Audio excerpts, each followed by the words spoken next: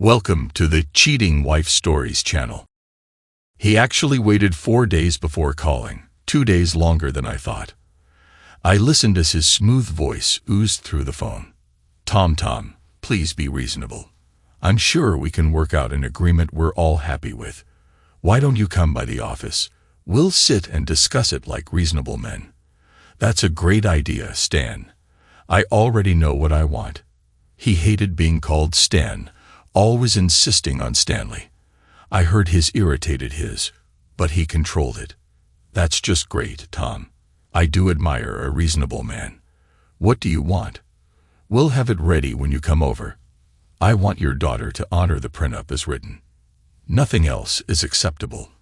Understand me, Stan. And as for coming over, it'll be a cold day in hell before I walk back into that place you call home. His control slipped, his good humor gone. You low-class jerk. I told her you were a gold digger, but would she listen? No. Now I'm going to have to clean up her mess just like I did when she was in college. You'll regret this, you miserable redneck. He was practically screaming by the end. Stan, are you threatening me? I'm hurt, Stan. I always thought highly of you. I was laying it on thick. We had hated each other from the moment we met. He couldn't speak for a minute, then exploded. I'm going to make one more attempt to be reasonable. $1 million after taxes, and you can divorce her right after the election. I let a few seconds pass before answering. $1 million. Gee, let me think about that. Hell no. Not happening. Stanley, old boy. You have a nice day now. Gaterin. Feel free to call anytime. He was still screaming when I hung up. The man was delusional. His career was gone, his loving family likely destroyed, and about to be vilified by everyone with an opinion. The genie was out of the bottle, and he was still trying to make deals to fix it. I immediately sent 3 copies of what I had recorded off to safe places. I couldn't be too careful. He was wasting his efforts anyway. The wheels of justice were already turning, and nothing he could do would stop them now. I met her when I was laying cable by her house. I was a subcontractor with my own equipment. Everyone was switching to fiber optic and buried cables. They were faster, cheaper, and best of all, being underground. They weren't susceptible to weather. Barring earthquakes, floods, or a careless homeowner, they were practically indestructible. The company I worked for had gotten permission from the state to use their right-of-way. For a fee, of course. I was in front of a house that was the largest in the neighborhood. Multi-million-dollar homes, tall gates, a circular driveway. Expensive cars were parked haphazardly around, and it was obvious there was a party going on. I could hear music booming through my headphones, even over the sound of my machinery. It was an April afternoon, half of the time of year. I had taken my shirt off, trying to catch some sun before the weather really heated up. I didn't go to a gym or tanning beds, but working 8 to 10 hours a day, 5 to 6 days a week kept me in terrific shape. I stopped to reload my cable spool and looked over at the house. There was a stunning brunette standing on the balcony in a small bikini, the smallest I'd ever seen. If it hadn't been black, I would have sworn she was wearing nothing at all. She swayed back and forth, and then, suddenly, tumbled over the railing. I didn't believe my eyes for a moment. Then I ran across the yard. I found her in the bushes under the balcony. She was scratched up pretty badly, and clearly very drunk. She couldn't even stand. When I picked her up, she screamed, unable to bear weight on her feet. I set her back down gently and checked her over. Her left ankle was swollen to twice its normal size, and she moaned when I touched it. I made her as comfortable as I could and went to the front door. I rang the bell and knocked, but no one answered. The fence made it impossible to go around the house. I returned to her, thinking she might be able to call someone inside. She was still too intoxicated to talk, and her ankle was turning purple. I sighed and picked her up. I put her in my truck, quickly noting the address. 15 minutes later, I carried her through the emergency room doors. I set her down gently and walked to the desk. The staff had been watching me walk in. What happened to her? The nurse at the desk asked. handing me a clipboard. She fell off a balcony. I think she broke her ankle, and I'm pretty sure she's drunk. Another nurse went off to check her while the others handed me a clipboard. Her name here, your name there, type of insurance, relationship, medical history. It was pretty self-explanatory. I pushed it back. I don't know her name, and I'm not giving you mine. I saw her fall off a balcony at a house I was working in front of. No one was home. She was in obvious distress, so I brought her here. I can give you the address. She'll tell you who she is and who to call when she sobers up, I'm sure. I lied about the party, and I'm not sure why. Probably to make the story sound more urgent and to get her taken care of faster. The nurse at the desk frowned and tried to get me to sign. What's going to happen, lady? I don't mind helping her, but I won't be responsible for her. Judging by the house, her family has a few dollars to spare. You shouldn't have a problem getting paid. Now, are you going to treat her or what? She grumbled but didn't have much of a choice. I sat with her until they took her back, then left. The last thing I wanted was to be a designated babysitter for some rich kid. When I got back to my equipment, I noticed her driveway. All the cars were gone, except for a small Mercedes parked up front. It was too late to get any more work done, so I packed up my machine onto the trailer. I wrestled with the idea, but figured someone needed to know what had happened. I walked up the driveway and knocked on the door. A really attractive woman who resembled the girl opened it. I assumed it was her older sister, but I found out quickly it was her mother. She was 42 at the time, but looked like she was in her early 30s. Her eyes were cool. Can I help you? No, ma'am, but you can help someone else. I was working in front of your house earlier today and saw a woman fall off your balcony. I think she hurt her ankle pretty badly, so I took her to the Yard Methodist. I felt like someone needed to know she was too hurt to think straight. Oh my God, she cried, running to her car. She peeled out of the driveway, leaving me standing there with the front door wide open. Rich folks are a strange bunch, I thought as I closed the door and made sure it was locked. I'd lost half a day and was on a tight schedule, so I was back bright and early on Saturday, working a 12-hour shift to finish my portion of the job. I glanced at the house a few times, debating whether to check on the girl, but there were no cars in the driveway, so I left. 5 weeks went by and I had mostly forgotten about it when someone knocked on my door. There were 2 women standing there, one on crutches. I didn't make the connection. I ran my business out of my home, so I thought they might be potential customers. Can I help you ladies with something? The older one smiled and said in a light voice, Yes, you can invite us in and let us thank you. I moved out of the doorway and motioned for them to come in. Thank me for what? The younger one actually laughed. He doesn't remember us, Mom. I'd think watching me fall would have made a bigger impact on you. Recognition dawned on me. Balcony girl. She smiled.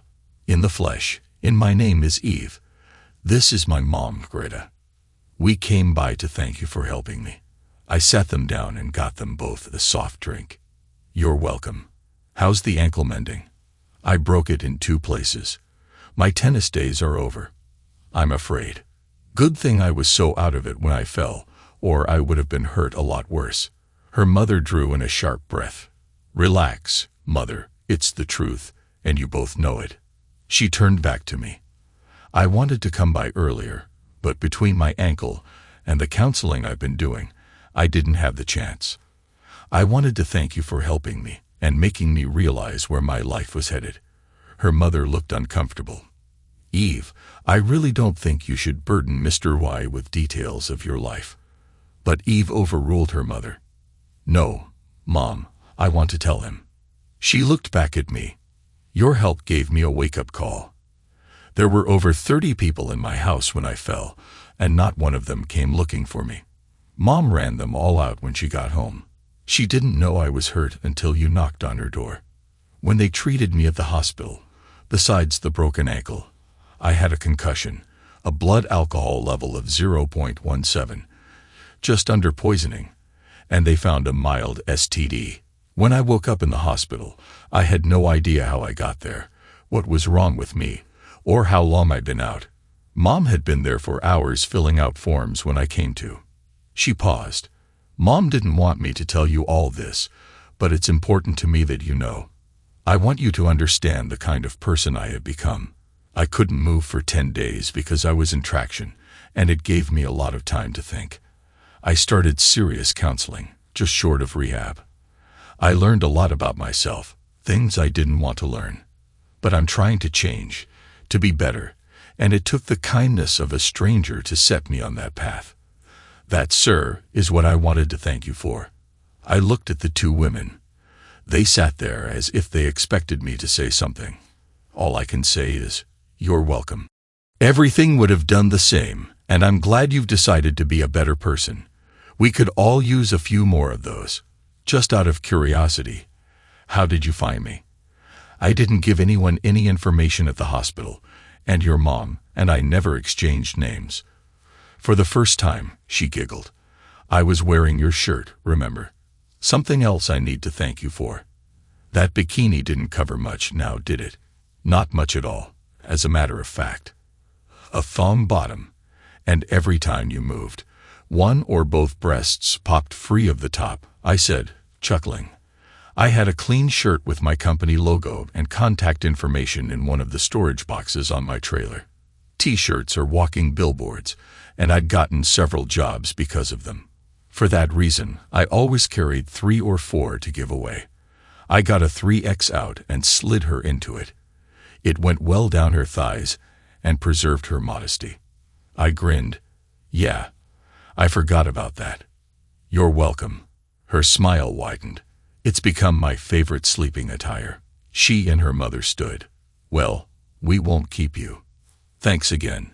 She was almost at the door when she stopped. Oh yes, I almost forgot. My dad wants you to have dinner with us. Saturday, 7 sharp. I'm sure you remember where the house is. They were both shocked when I declined. I'm sorry, ladies. I have a commitment Saturday evening. I just can't break. But thank you for the offer. Both stood with their mouths open in shock. Finally, Greta spoke. Do you know who my husband is?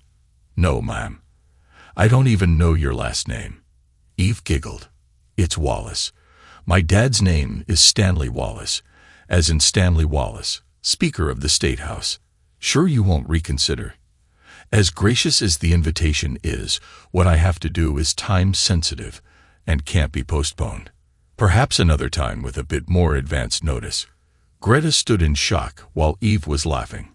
Mom, can I tell Dad? He's not going to be happy. He doesn't take disappointment well.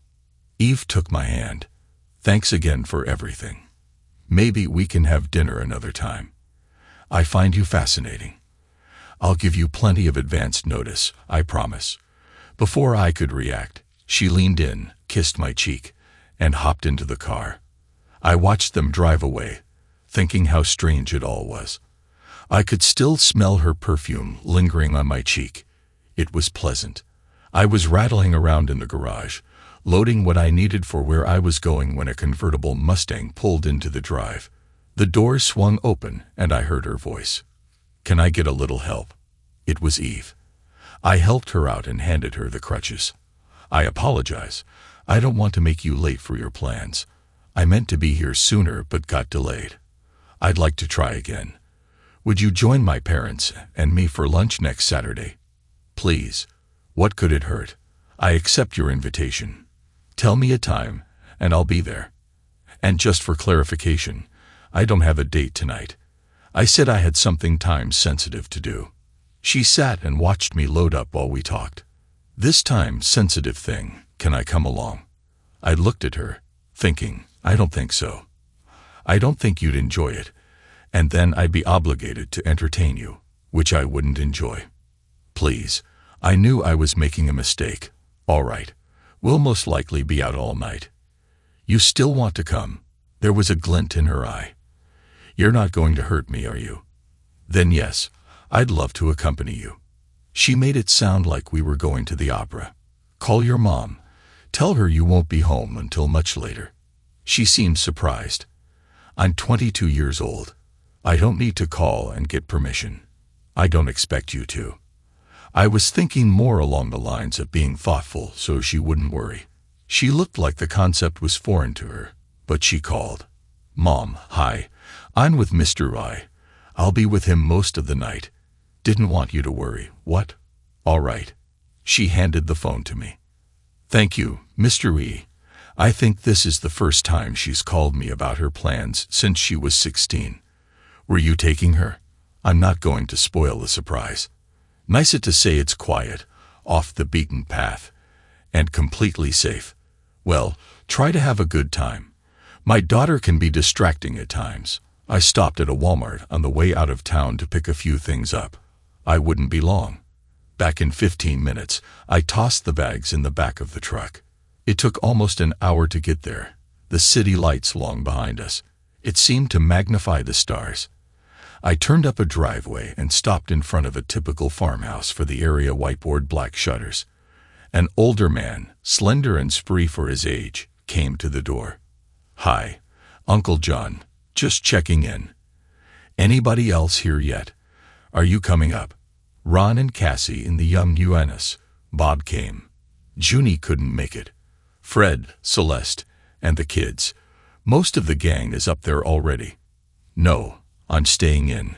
Getting too old for this. I couldn't help but notice a car parked discreetly in the back.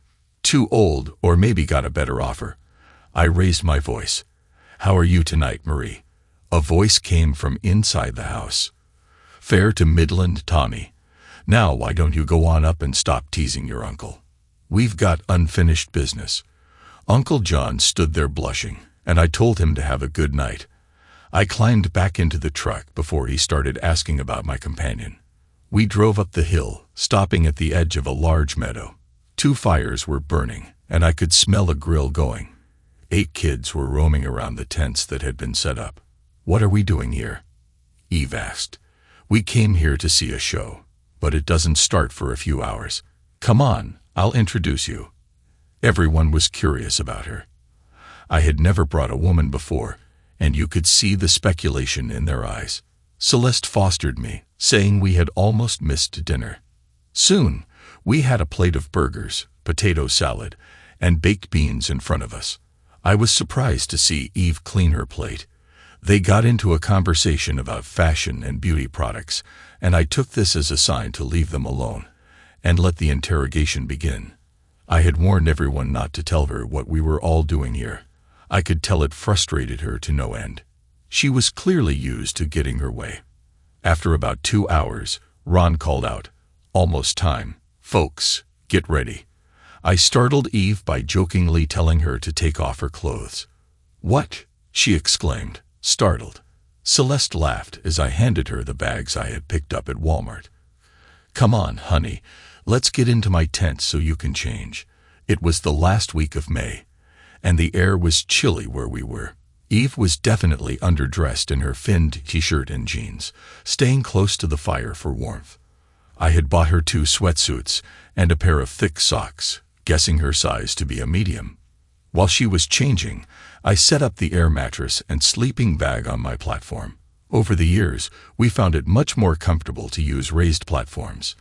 It made sleeping easier and saved us from waking up with sore necks. Celeste brought Eve back to me, now dressed in the sweatsuit with her hair tied back in a ponytail. "I'm sure she appreciated your foresight," Celeste teased. Despite the baggy clothes, Eve still looked amazing. "If you don't tell me what's going on, I'm going to explode. This isn't some sort of cult, is it?" Eve asked, half joking but clearly uneasy. I grinned. "That's right, we're all star worshippers. Now lie down. Nothing bad will happen, just watch." She was still nervous, so she lay on the mattress as far away from me as possible. We lay there for about 15 minutes before Eve became impatient. "How long are we going to lie here?" "Most of the night." "Now hush, you said you wanted to come, so be still. The show should start any minute." Sure enough, 5 minutes later, a vivid meteor swept across the sky. "Did you see that?" she asked in a small, excited voice. "Yes, it's the awkward meteor storm. If we're lucky, we'll see 3 or 4 dozen. That's why we were there, far enough away from the city to escape light pollution. We were an informal astronomy club, mostly family, meeting whenever the conditions were perfect for stargazing.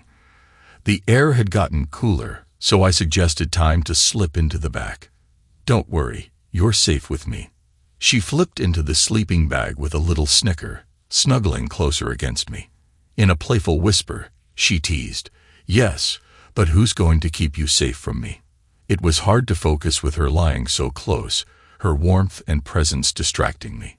Just as I was about to give up on trying to stargaze, I felt a gentle tug on the back of my shirt. It was Amy, the 6-year-old daughter of Fred and Celeste. "Uncle Tommy, can I get in with you? Buddy and Jimmy are acting up, and I can't sleep." I tousled her here. "It's fine with me, baby, but I have a guest.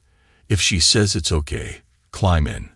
With her best baby voice, Amy asked Eve, "Please, Miss Eve, I don't wiggle much, and I won't make any noise." Eve's heart melted. Soon, Eve went out, and the rising sun woke me up. I looked over and saw Eve and Amy snuggled together, Amy's little head resting on each shoulder. Celeste was standing there, grinning and holding a camera. She put her hands to her lips, and I slipped out quietly, following her back to the picnic table where some others were preparing breakfast. She scrolled through the pictures she had taken, stopping at one she liked best. "Here's what you'll look like as a family man." "Cute, huh?" she said. In the picture, we were all snuggled together. Eve was in my arms, and Amy was on top of us, her cheek resting just below Eve's chin.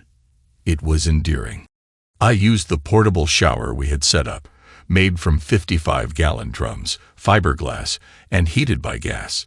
You were allowed 20 gallons of fresh water pumped from a nearby spring. After dressing, I went back to the tables where Eve was up, and Amy was sitting on her lap. Amy, the youngest of 4 and the only girl, often had to fight for attention. I showed Amy the bathhouse and explained it to her, giving her a fresh sweatsuit. "Sorry, I didn't get any undies," I said with a grin. Not to be outdone, she grinned back. "That's all right. I kind of like going commando." Amy, not fully understanding the conversation, surprised us all by wanting to shower with Eve. She emerged giggling, and when her mom asked what she was laughing about, she leaned close to answer, "Me and Miss Eve are going commando. We don't have panties on." She said it loud enough for a few to hear, and Eve glowed for a few minutes while she brushed Amy's hair. Breakfast was soon served, and we ate as a group, familiar with each other after years of sheer experiences. Eve told them how we met, mentioning that she slipped and fell off her balcony while I happened to be working there. By the time she was done, you would have thought I performed the ankle surgery by myself. Amy was enchanted, showing her admiration in the way only a child could. She came out with what was on her mind, saying, "You know, if you and Uncle Tommy got married, you'd be my aunt. How cool would that be?" Eve gently explained, "It would be very cool, sweetie. I might just marry him to spend more time with you, but he has to ask me first. We're not that far along yet. But he's already passed the sleeping together test. He doesn't snore, and he doesn't hog the blankets like someone else did last night." Amy puffed up and protested, "I do not snore." Eve responded, "Yes, you do, baby. You snore like a cute little puppy." This made Amy feel a bit better, especially when Eve said she could call her Eve. When Amy asked if Eve could come back and watch the stars with them again, Eve looked at me. "I'd love to, sweetie, but that's up to Uncle Tommy. If he says I can, I will." He came up to me and tugged my beard, saying, "Can you come back next time? Please, Uncle Tommy." I looked at Eve, who seemed a bit anxious. "If she says yes when I ask her, I'd love it, Amy." Celeste and Eve smiled like it was a done deal. I made a mental note to keep my sister-in-law in check. She seemed to take it personally that I remained unmarried. Eve took another shower when we got to my house and emerged dressed in the jeans and t-shirt she had on yesterday, her hair and makeup perfect. Noticing my frown, she asked, "What's wrong?" I replied, "You're a really attractive woman." Why do you wear so much makeup and hide your beautiful face?" Her eyes seemed to tear up. Before I could react, she gave me a very nice kiss and said that's one of the sweetest things a man has ever said to me. "Thank you." As she headed to her car, I helped her get situated. "This cast comes off next week, then a month of physical therapy, and I'm supposed to be as good as new. Thank you for last night. It was one of the most memorable experiences I've ever had. I'd love to go again if you want me to. After all, we wouldn't want to disappoint a 6-year-old. She took my phone, punched in her number, told me to call, and left. I thought about her all week but didn't call. We lived in different worlds. I did some research and found that her family was wealthy. She had a trust fund from her maternal grandfather, and the family wealth was estimated just below $50 million, way out of my league. I received a sharp call on Thursday evening. "Why haven't you called me?" "Never mind. I'm just reminding you about lunch on Saturday. My dad hates to wait." She hung up before I could reply. I thought about driving my work truck, but chose my MG instead, a small British sports car I had restored over 4 years. Despite its small engine, it was surprisingly fast and agile. When I arrived, Eve was waiting at the door. "Nice car," she said, and added, "You clean up very well." I had gone to my barber that morning. Celeste, my sister-in-law, was a successful stylist, and when she heard I was dining with Eve, she insisted I get a trim. She fussed over me for 45 minutes before saying, "You need to lose that beard. It makes you look 37, not 27. I wore a nice button-up shirt and casual slacks, about as dressed up as I wanted to get. When Eve met me at the door, I reached into my car for a bouquet of flowers. "Oh, you shouldn't have," she said, reaching for them. I told her they were for her mother, and her smile turned cool. I let it linger before pulling out another bouquet. "This one is for you." Her smile returned as she leaned in and whispered, "They're lovely. Thank you. If you can be that thoughtful, maybe you can learn how to use a phone. It's simple if you can read. Go to Contacts, find Eve, and hit the button. It even dials for you." Before I could respond, we were through the door. Her parents were waiting in the foyer. The gift of flowers was unexpected, and she seemed genuinely happy to receive them. Her father, at 64, towered over my 5 feet 11 inches. He was in good shape, maintaining it with his home gym and regular workouts. As we sized each other up, the room seemed to shrink. We were like two dominant figures, each looking for an opportunity to assert themselves. It surprised me since I usually didn't react this way. He was known for trying to intimidate people with his size and strength, and his firm handshakes were almost legendary. I knew what was coming when he extended his hand. With a good grip and strong muscles from handling equipment and lifting heavy rolls of cable, he tried to squeeze my hand, but I squeezed back just a bit harder. It caught him by surprise. I saw his eyes widen momentarily before narrowing with irritation. Even others were expecting me to react like everyone else did and rub my hand, but I simply let go and continued with the conversation. They looked at him, and he shrugged. Later, I learned he had told them he had gone easy on me for Eve. Lunch was delicious, and I was on my best behavior. He didn't stay long, citing pressing business. He thanked me for helping his daughter, and I believe he genuinely meant it. It felt like a weight lifted when he left. Greta commented that while he might be intense at first, he really is a good man. She said it like she was used to defending him, but I found him quite interesting. They looked at me as if I had lost my mind. Then Greta smiled and said, "Interesting. What an apt description." They took me on a tour of the house, which included 7 bedrooms, a large pool house, and a heated pool. It was clear how the wealthy lived. I thanked the cook for an excellent lunch when I saw the kitchen. I don't think she received many compliments. Eve had made a slideshow of the photos Celeste took, including a few of the meteors. She paused on one of us snuggled together. Greta remarked, "Such a nice picture. I hope in the not-too-distant future I get an opportunity to enjoy some grandchildren." Eve laughed and kissed her cheek. Relax, Mom. I'm only 22. I need to find someone I like well enough to have children with first. Don't rush me into that role just yet. We had a pleasant afternoon. As I was leaving, Greta sent Eve to fetch some of the dessert we enjoyed earlier. Once Eve was out of earshot, Greta started talking. I want to thank you again for looking after my daughter in more ways than one. It wasn't lost on her that a stranger took care of her while her friends continued to party. She told me she had the best time when you took her to see the meteors. Tommy, I want you to be careful around her. You come from different worlds, and I don't want either of you to get hurt. Before I could respond, Eve returned. She insisted I take her for a ride in my car. We spent a pleasant couple of hours drifting around. She had me stop in an empty parking lot before we returned. Why are we stopping here? I asked. So I can do this, she replied, kissing me passionately. My earlier reservations went out the window as we kissed for about 10 minutes before she pulled back. We need to stop or get naked, and I don't think my dad would want to see his daughter arrested in a school parking lot. As we headed home, I thought it would be great if phones had a feature to help us outlast each other. I lasted until Tuesday before calling her. She answered on the first ring. I was giving you one more day. You just made it. Wanted to do something tonight? She asked. Sorry, Eve, I have to work tomorrow. I just wanted to hear your voice and say hi. Are you at home? Yes and no.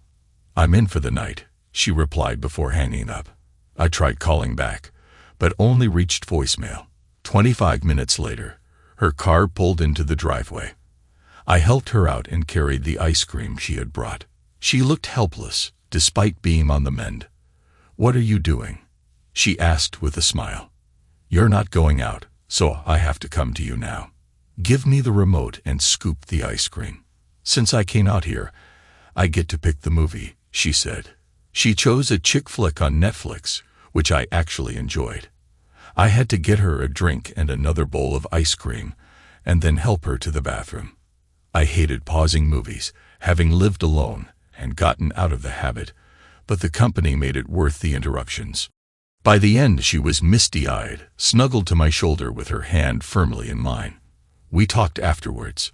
She had just graduated college with a degree in art. I surprised her by showing my prints of Starry Night and sunflowers. I really like Monet and Manet, but not as much as Van Gogh. I'm a fan of American artists like Whistler, O'Keeffe, and Rockwell when I want something uplifting. I also appreciate Remington sculptures. She looked at me, astonished. We discussed art and other topics until midnight. As she was leaving, she asked if I had a good suit. Good, we're going somewhere special on Friday, she said. I think you tensed up. Sorry if that sounded off. If you're not busy, the Art Museum in the Capitol is having a small event. There's a traveling exhibit of Monet's works. The grand opening is Saturday, a preview for sponsors and invited guests. Our family is always represented, and this year it's my turn. It would be nice to go with someone who actually understands what I'm talking about. Please come with me. I couldn't resist saying yes, and she knew it. Next time we date, you pick. If you can top our last outing, I'll be suitably impressed. Before I could respond, she gave me one more kiss and left. I called Celeste, and she arranged for me to get a presentable suit for Friday night. She insisted we use my car, which led to my first experience with valet parking. Don't worry, they won't damage it, she said, laughing at my reaction. Your car will be well taken care of. These people are professionals. Now, let's mingle. At the event, I recognized many influential figures in our state and found most of them pleasant.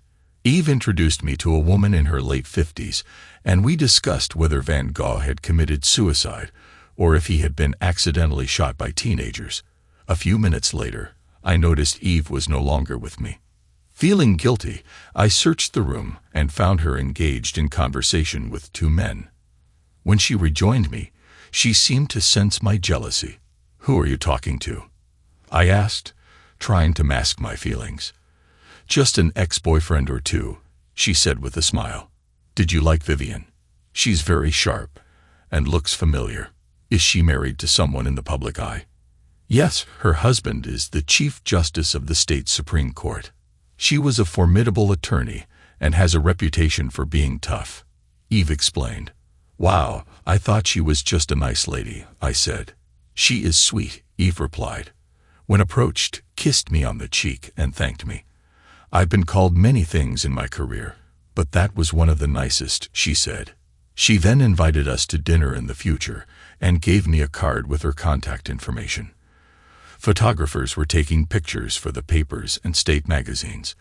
Eve was thrilled, and we were featured on the cover of both the art and social sections of the Sunday papers. The art section labeled me as a local critic based on a comment Vivian had made. The photos captured our interactions, including the kiss. The society page featured us with important people and speculated about our relationship. Eve told Celeste that if anyone asked, she would identify me as her boyfriend, which made me smile. We started spending a lot of time together. She visited my house 2 or 3 times a week, and we went out every weekend. I was falling in love, but also grappling with our different worlds. Despite this, I never tried to end things. Celeste and Eve became friends to the extent that when Eve wanted to take Amy on a date with us, Celeste agreed. It was my turn to choose the outing, and I picked the State Symphony. Eve arranged for tickets through her family's patronage. Eve picked up Amy and Celeste the day before, taking Amy shopping for a dress. Celeste later said it made her uncomfortable, as she wasn't used to many of the shops they visited. Amy ended up with 3 dresses instead of 1, and Eve covered the expenses, reminding Celeste it was her treat. They had lunch at a nice tea room Eve frequented. Amy hadn't told me who would be joining us, only that it was someone dear to her. Celeste and Amy arrived an hour before we were due to leave. Eve immediately took Amy into the guest room, leaving Celeste and me. Has she told you yet? Celeste asked, smiling as she adjusted my tie. As who told me what? I replied, trying to get my tie straight. Eve came over to help with my tie. She's in love with you, Celeste said, and you're in love with her. Don't try to argue. I see the way you look at her. She's perfect, beautiful, and in love with you. It doesn't get any better. I sighed. She's way out of my league. All I can offer her is me in a lower middle-class lifestyle. She might get bored quickly. No, Celeste said, smoothing my tie. Even if you love her, it's not doomed from the start. Amy appeared at that moment, looking stunning in a kneeling little black dress and simple pearls. She and Eve twirled for us, while Celeste took photos. How do we look, Uncle Tommy? Amy asked. You and Eve look beautiful, I said, scooping her up. Now, shall we go? After kisses and hugs, Celeste went back home, telling me to bring her back after lunch tomorrow.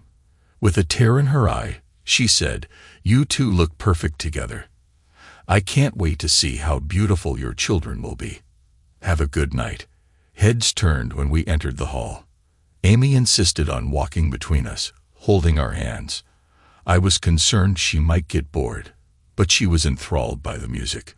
We had front row seats, and during intermission, the maestro came over to chat with Eve and asked Amy if she was enjoying the evening. She said yes and requested an autograph, which pleased him greatly. After the intermission, he mentioned the pieces they would be performing next and singled out Amy. The spotlight was turned on us, and he announced, ladies and gentlemen, here is the future of classical music. This is Miss Amy, and this next piece is dedicated to you.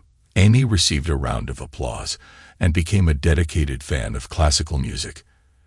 After the concert, Eve took Amy backstage to meet the musicians. Most of them signed a poster of the orchestra for her, and she received 2 CDs. She insisted we play them on the way home, and fell asleep before we arrived.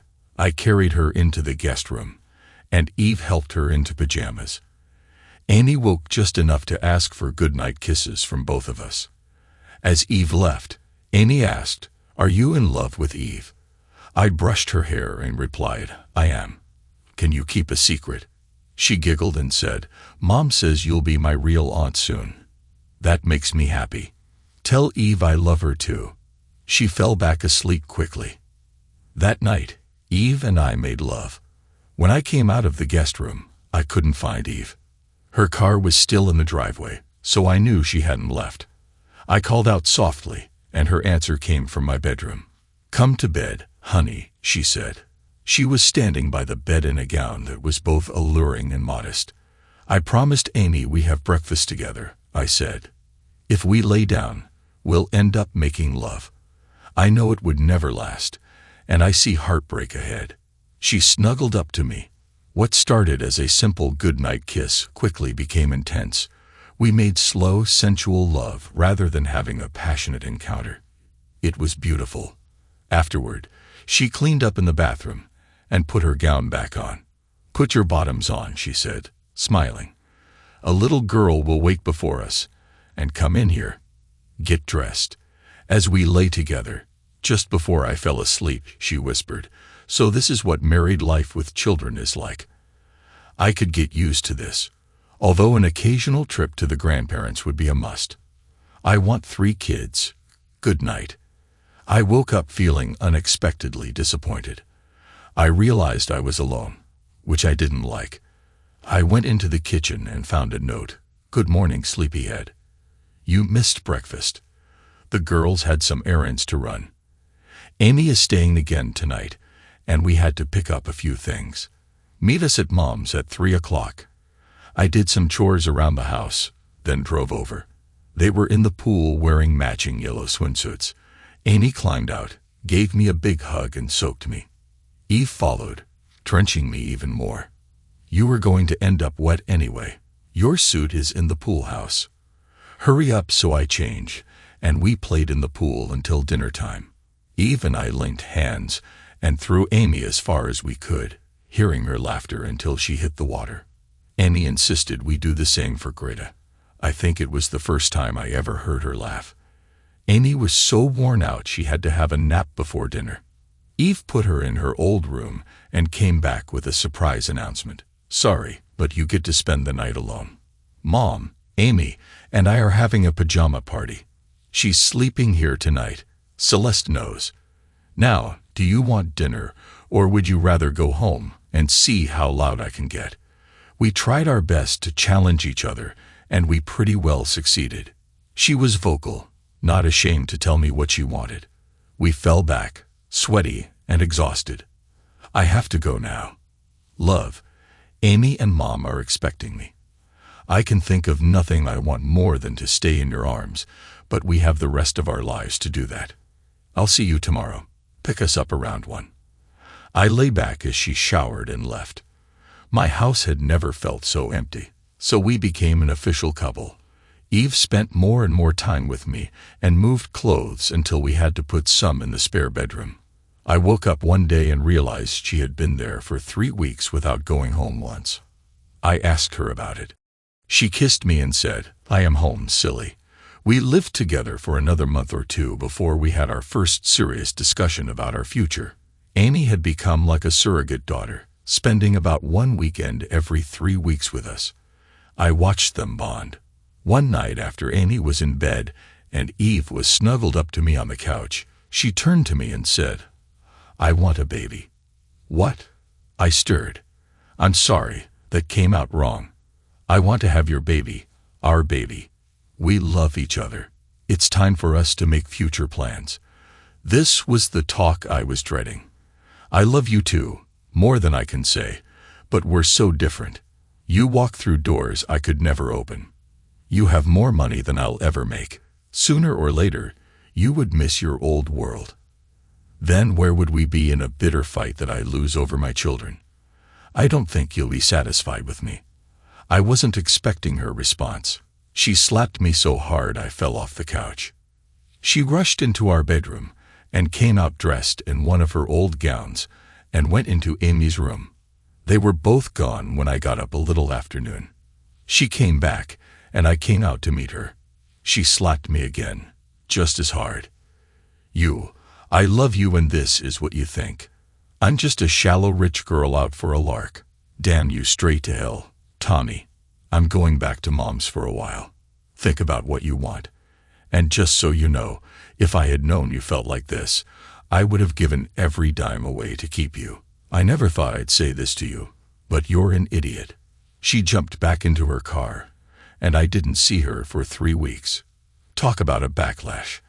I became an instant a hole to my family, her family, and all our friends. Amy refused to speak to me. It isn't often a Supreme Court justice calls you, advise you on your love life. I know now how she earned her reputation. In simple legal terms, there is no law against being a fool, but I'm looking for a loophole so I can sentence you to make it up to her. The poor girl came to me trying to get me to help her get rid of her wealth so she could be with you. I've always respected you, Tommy. You're honest, forthright, a fine young man. Don't make me think less of you because you won't listen to your heart. Go to her. She'll take you back in an instant. Please, Tommy. I thought about it for a few days, then did some shopping and made some plans. I called Greta and asked if I could come by. She wasn't happy. Are you sure you want to see her? You know my husband hates you, but even he isn't happy about the breakup. She's just now stopped crying. I warned you not to hurt her, but you didn't listen. You made her fall in love with you anyway. I was so proud of her and was getting used to the idea of grandchildren in the near future. I begged and pleaded and finally convinced her.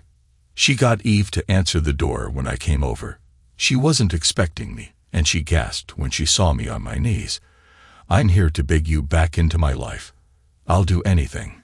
Please give me another chance. Every resource I'll ever have from this moment, I will be used to make sure you have a happy life. Please, Eve, forgive me. Oh, and if you do, will you marry me? I held out the ring, not daring to look up. After a few seconds, I couldn't stand the suspense, and looked up. She wasn't there. Well, I had given it my best. Greta caught me before I got to the truck. Vivian was right. You were a fool. Get in the house right this second. I have a hysterical daughter on my hands, and you're going to fix it. She tried to look stern, but a smile leaked out. When I entered, she was in the foyer and pounced on me so hard we both fell. She was trying to kiss me and talk at the same time. I love you. Kiss. Marry. Kiss. Ring. Kiss. Now. I pulled it back out of my pocket. She slipped it on and looked at me. I'm making you a promise in front of my mom and God. This ring will remain on my finger for as long as I live. Her father was furious. I forbid this. He's a low-class opportunist. All he wants is your money. You are not to marry him. Is that clear? If he expected her to give in easily, he was mistaken. I wasn't there, but Greta told me about it later. It's not up to you. I'm of age and not dependent on you. You don't have to approve of him as long as I do. Be warned if you try to coerce him in any way or try to intimidate him. I will leave whether I marry him or not. And if I go, so does your campaign funding. I didn't know for a long time, but he always received sizable donations, and even a loan or two from her trust fund during election time. Losing that money would be hard to make up.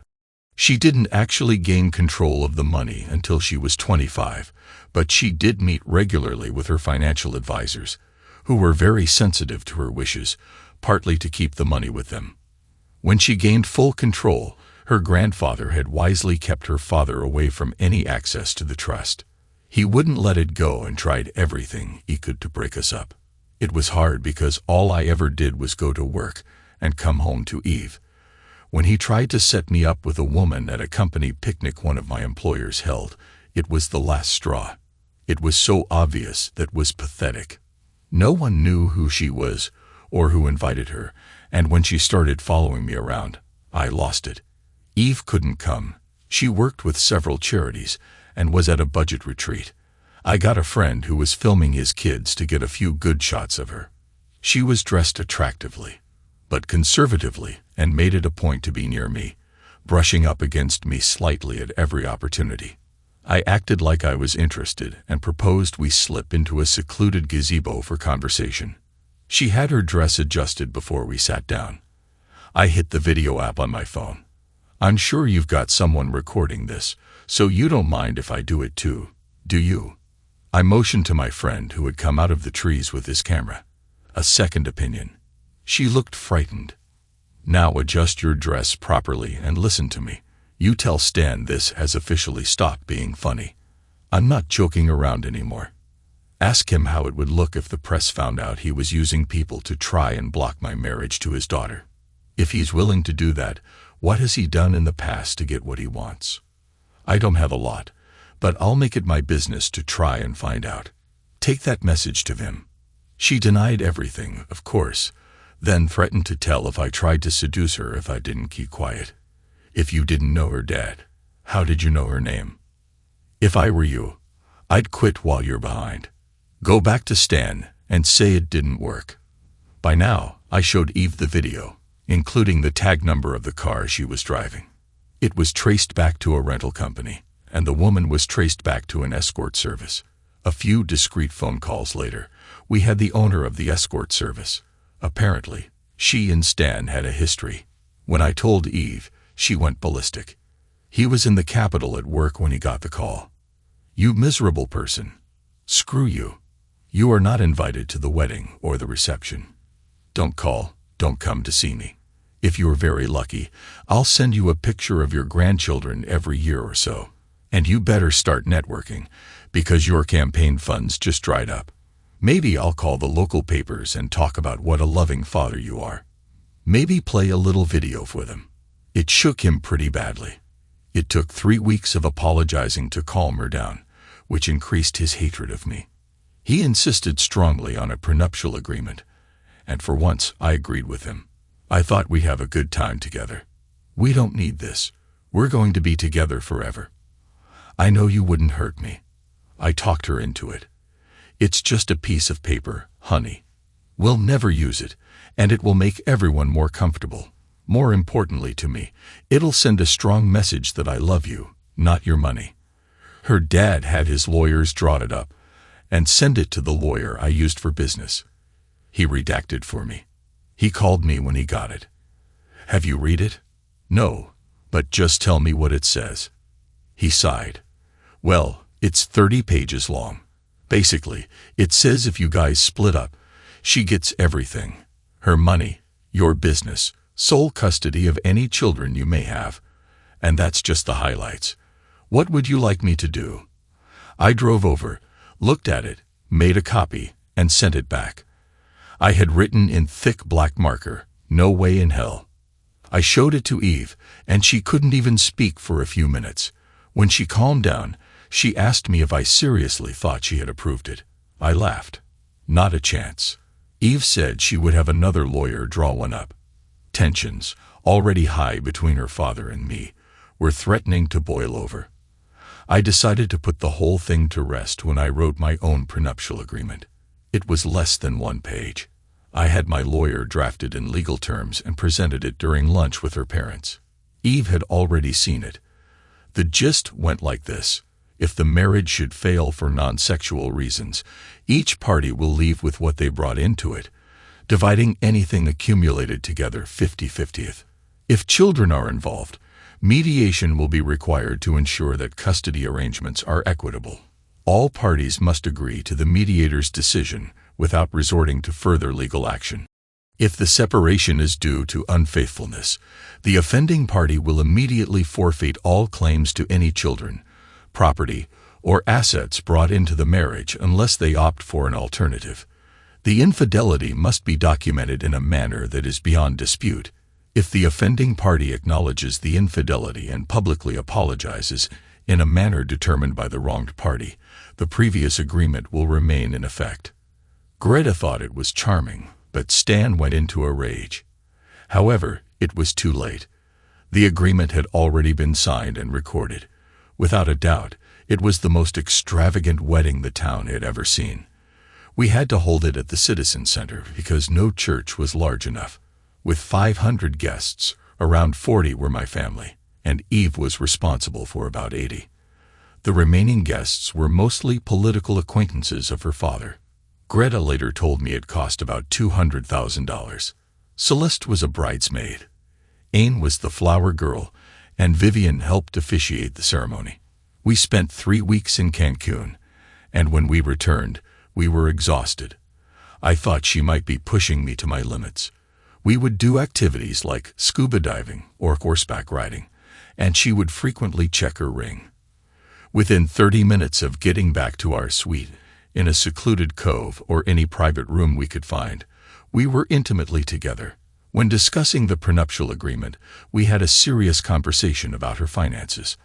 I surprised her by acknowledging that I would never match her financial status. While I was open to using her money occasionally for vacations, education, and lifestyle improvements, I didn't want to rely on it. What I refused to do was relinquish my business. I was proud of having established and run a successful business at my age. I sold my small 2-bedroom house and rented it to a cousin. Her parents' wedding gift was money for a new house, which her father had already selected. It was 3 doors down from their house, and even bigger than his 8-bedroom home with a media room. Eve liked it but wasn't enamored with it. The fact that her father had chosen it was not lost on her. We found a charming plot of land about 20 minutes away, and I let Eve choose the house. The land sloped slightly, and she worked closely with the builders to design a home with bedrooms upstairs and a full basement, mainly constructed of brick and stone with 2 fireplaces. She meticulously reviewed every detail with me to ensure I agreed, particularly focusing on the basement as a playroom and entertainment center for our future children. She had already planned birthday and sleepover parties. This led to a discussion about how many children we wanted. As many as we can love, I answered.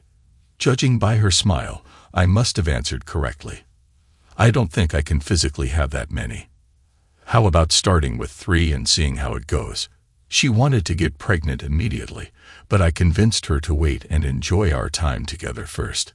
Honey, we both know that once we have kids, the focus will shift entirely to them. Our desires will always come last, and that's how it should be. But for now, I want to be a bit selfish and keep you to myself. I must have said the right thing, judging by the affection I received that night. Eve usually took the lead during our intimate moments. Although I wasn't inexperienced, she was far more seasoned. We had a thorough conversation about it just after our engagement. To her credit, she brought it up first. I need you to know everything about me. You saw me at my worst the first day we met. I was a rebellious, spoiled wild child. My mother was great but not very forceful, and you know my father. I've done many things I'm now ashamed of. I don't want to discuss them much, but I will if necessary. Suffice it to say, I wasn't a very nice person. I had an STD, and unfortunately, it wasn't the first time. I'm not sure how I avoided more severe illnesses like AIDS or hepatitis. I avoided drugs but relied on alcohol. Falling off the balcony was a turning point for me. It mobilized in that hospital bed. I had plenty of time to think. Even if you hadn't rescued me, I believe I would have changed eventually. Meeting you and your family opened my eyes to how the real world works, not my fantasy party lifestyle. I wanted that lifestyle, but then I realized I wanted you. Of all my party friends, I only keep in touch with about 5, all former college friends. I don't care about the rest. I'm ashamed to admit it, but I've had relations with many people. You are the only one I've loved. I promise I'll never revert to my old ways. What I have with you is too precious to risk. There were many tears during our heartfelt speech, and I could tell it took a lot of courage for her to share it. I hugged her tightly and said, "Honey, the past is the past, and we can't change it. I didn't know you then. I can only base my feelings on who you've been since we've been together. I wake up every morning with you beside me and appreciate how fortunate I am. So no, I don't need to hear details. It wouldn't change how I feel about you. Who you are now is more than enough for me." And that was true for the past 3 years. Her father was driven by a strong ambition. After serving 2 terms as Speaker of the House, he had set his sights on becoming governor. He and his team had spent 3 years laying the groundwork. The week before his announcement, he invited even me over for dinner and shared his plans, emphasizing that he needed the support of his family. He looked directly at me. Although I didn't personally like him, he was an effective politician and had crafted several pieces of legislation that I supported, including one that benefited small businesses. "If you're referring to me, Stanley, I have no issue supporting you," I said. He beamed and replied, "Good, good. I need you to know that you too will need to accompany me from time to time. The committee might even ask you to do a commercial or two.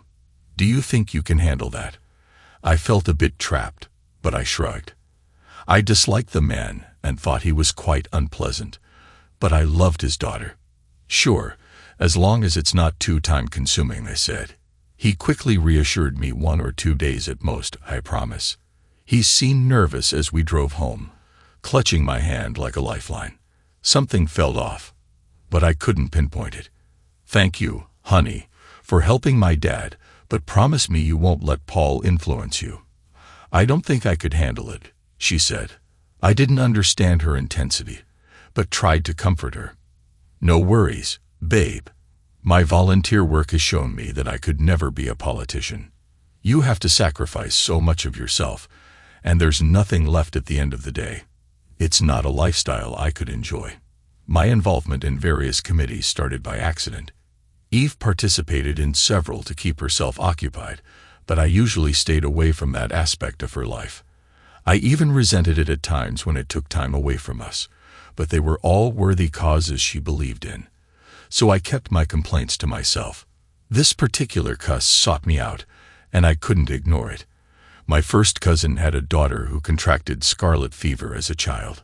Her temperature rose to 109, leading to a fever-induced heat stroke that left her mentally challenged. She could perform basic tasks, but would never be able to live independently. Her parents were devoted to her. The state had a program that had been running for years, providing a social center and workplace for adults with disabilities. Anyone over school age who could function in a social setting could participate. Vans were provided for transportation, and local companies subcontracted simple tasks like packing boxes and folding t-shirts. One manufacturer had them punch holes in paper tubes. Each participant received a check at the end of the month, usually around $100, which gave them a sense of pride and a contribution to society. The federal grant was ending, and the state refused to continue the program, going back on the promise made by the previous administration.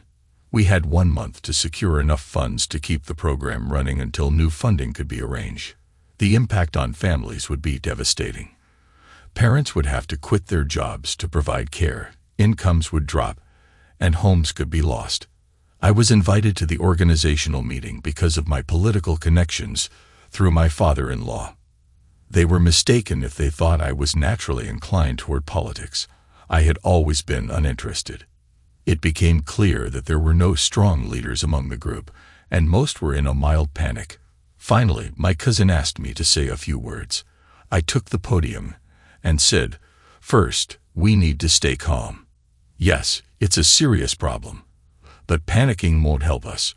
We need to find enough operational funds to last another month. This will give us time to appeal to those in power and the public. We need a spokesperson, a planning committee, and clear direction. Does anyone have ideas for fundraising?" Various fundraising methods were discussed and tentative plans were made. The debate heated up over who should lead the group. We represented 2 small counties connected by districts, and both counties felt one of their own should be in charge. Why not have co-chairs, one from each county? I suggested that way each can handle their own tasks and meet weekly with the committee to review progress and discuss suggestions. This idea was quickly accepted. The committee was formed with 3 people from each county. A local businessman was proposed, lobbied for, and accepted from the other county. Then I was unexpectedly appointed as the other co-chair by unanimous decision. There was a lot of applause, and I hesitated for a moment before accepting. The other chair made promises without considering how to achieve them. I took a completely different approach. This is going to be challenging. The politicians have already made up their minds, and persuading them will be difficult. Our task is going to be demanding. One thing I do know is that each of us has some talent that will be useful, and we know others who can contribute similarly. We need to identify and leverage these talents. We need researchers to look for any loopholes in previous grants or potential new ones. We also need to engage with local politicians for temporary funding. Additionally, we must prepare to approach state and federal officials. If we can't secure their commitment, we need to find out why and make that information public. One thing politicians dislike more than anything is negative publicity. Our first appeal was to our county commissioners. We calculated the cost to run the program for a month and requested a one-time grant of $3,500. I had spoken to a local radio personality who agreed to help with a fundraiser and connected me with their news department. We ensured we were on the agenda and showed up with a strong presence, parents, siblings, friends, and of course, all the adults with disabilities. The meeting room was overflowing. I had met with the county commissioners 2 days earlier to provide information and figures that justified keeping the program running. They assured me we would likely receive the funds when needed. I made the request clearly, citing facts and figures that showed discontinuing the program would actually cost the government 5 times as much in other expenses. What surprised me was the amount of media attention it attracted. My radio contacts were there, but so were journalists from 2 local papers and a TV news crew tipped off by my DJ friend. We made the 11 o'clock news, and the morning programs followed up. The response was substantial, guaranteeing follow-up interviews and additional news coverage. We were surprised when the senior commissioner responded to our request. "We appreciate you bringing this to our attention. All residents of this county deserve respect, and this is a worthy program that should never have faced termination. Our state government did a poor job by not giving parents and caregivers adequate notice or time to prepare. That said, we intend to assist as much as possible. Unfortunately, we can't fulfill your request for $3,500. However, we believe $5,000 is a more appropriate amount. Use the funds wisely, and hopefully, our neighboring county will also be generous." The room erupted in applause as I stood there under the TV lights. We made sure to thank each commissioner personally at the end of the meeting. One of the adults with disabilities, a middle-aged woman, was moved to tears, hugging everyone and expressing her gratitude. The media responded enthusiastically. The project gained momentum as people we didn't know started offering financial support and volunteering their time. I gave an exclusive interview with the radio station to express our thanks, discuss our progress, and talk about the support we were receiving. It turned into a 3-day-a-week update. My first experience with politics was straightforward compared to what followed. When we approached the other county commission, it was a different story. The head Republican and the head Democrat, besides their political differences, personally disliked each other. The Republican, a large, Florida-faced man, slammed his hand on the table during our meetings, saying, "No, we don't have the money for this. The federal and state governments messed this up. Let them fix it." The Democrat, a small man with a dark complexion and thick black hair, countered, "Cut it out, Jim. It doesn't matter who's responsible at this point. The media is all over this. The people we're meeting with on Thursday are all local. Besides doing the right thing, saying no would be political suicide. We might have to forego a project or two, but this is more important. I'll make sure the public knows how we voted and who voted against it. Do you want to risk your political career?" They argued for a while, but in the end, it was clear the vote would be unanimous. The Democrat insisted that the junior Democratic commissioner, who was facing an election challenge, should present the funds on the night of the meeting. The room was again packed, but this time with 3 TV crews, 6 newspapers, and 4 radio stations. The crowd was aware of the commissioners' relationships and hoped for fireworks, but it was the opposite. There was a sense of calm. They saved us for last. My counterpart couldn't attend, so I gave the speech. It was agreed that when it was time to award the money, the Republican would introduce the junior Democratic commissioner to show unity. However, that was not what happened. The senior Republicans addressed the room, saying, "This is a very good cause, a valuable program that provides significant benefits to the community. We acknowledge our neighboring county's generous support, and we believe we should also contribute more than originally requested." After a brief discussion, we decided to increase your grant from $7,500 to $10,000, primarily due to the generosity of our Democratic colleagues. I'm sure they will be happy to answer any questions you may have. As Republicans and community members, we are pleased to follow their lead. He struck the gavel and declared the meeting adjourned. He smiled as he left, observing his competitors address the press. One afternoon, I came home from work to find 4 individuals waiting in my living room. Eve greeted me with a kiss and introduced them as new volunteers. "Listen to them, honey. They could be a great help. They're all political science majors working on the master's degrees." The leader, Emerson, began their pitch. "I'm going to be honest with you. We're using this as part of our academic work, a kind of David versus Goliath battle, a grassroots organization against the political establishment in the digital age.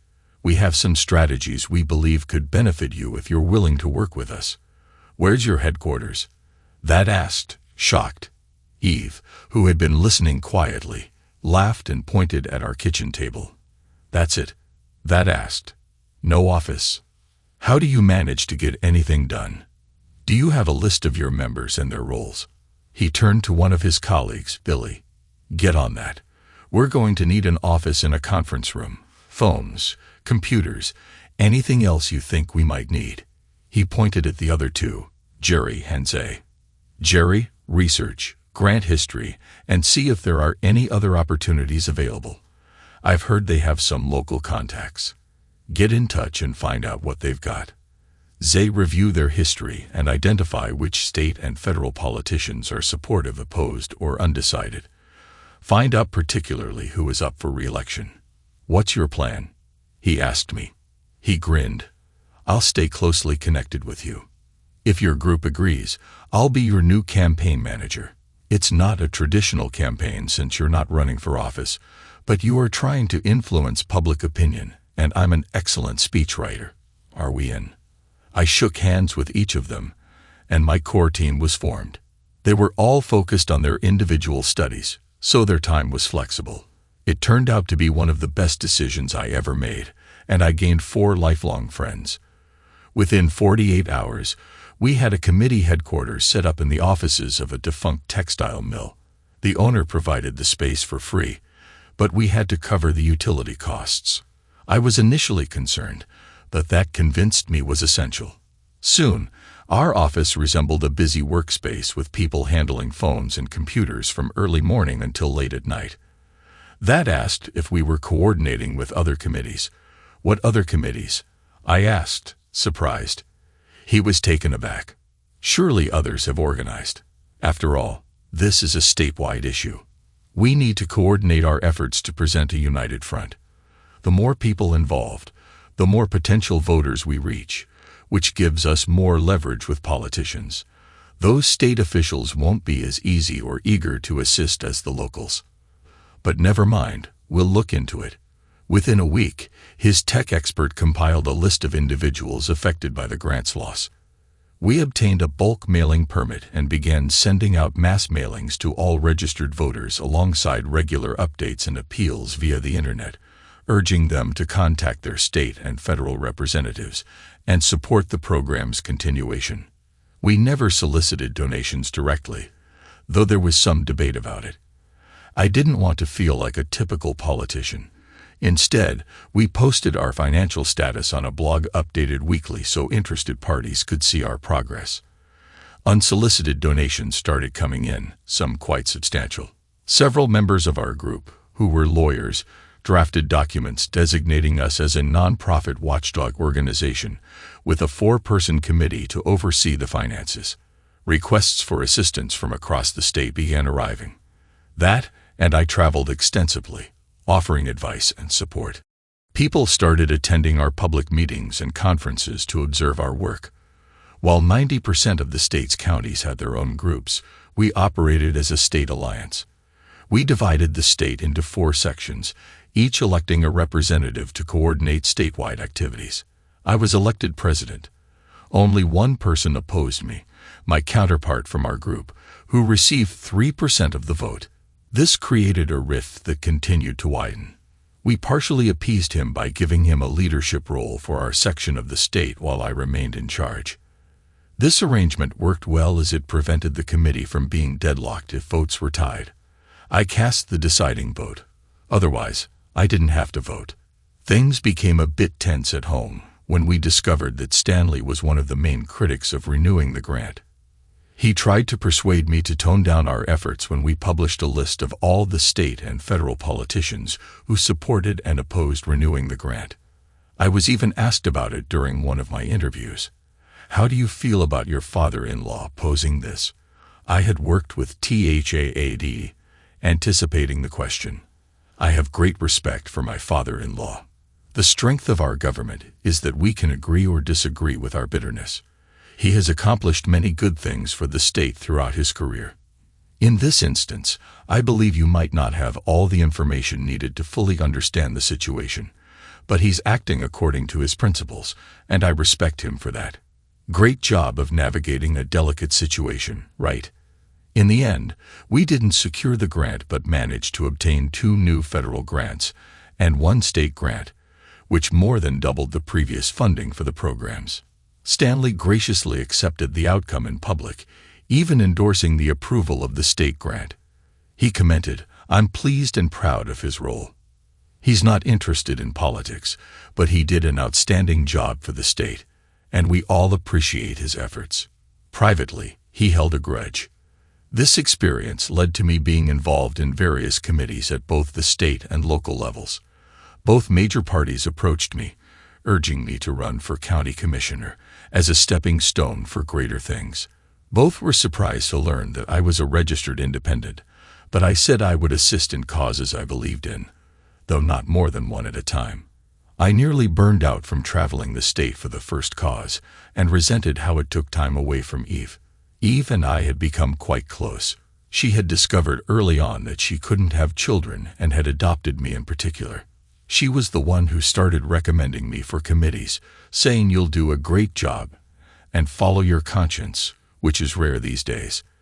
That's why you'll never be a typical politician, and I love you for it. Stanley resented this and tried to get me to influence her, which annoyed him when I laughed and refused. Every year, the Capitol held a large Christmas parade, and this year Eve was the Grand Marshal. I brought Amy, now 9, to watch the parade.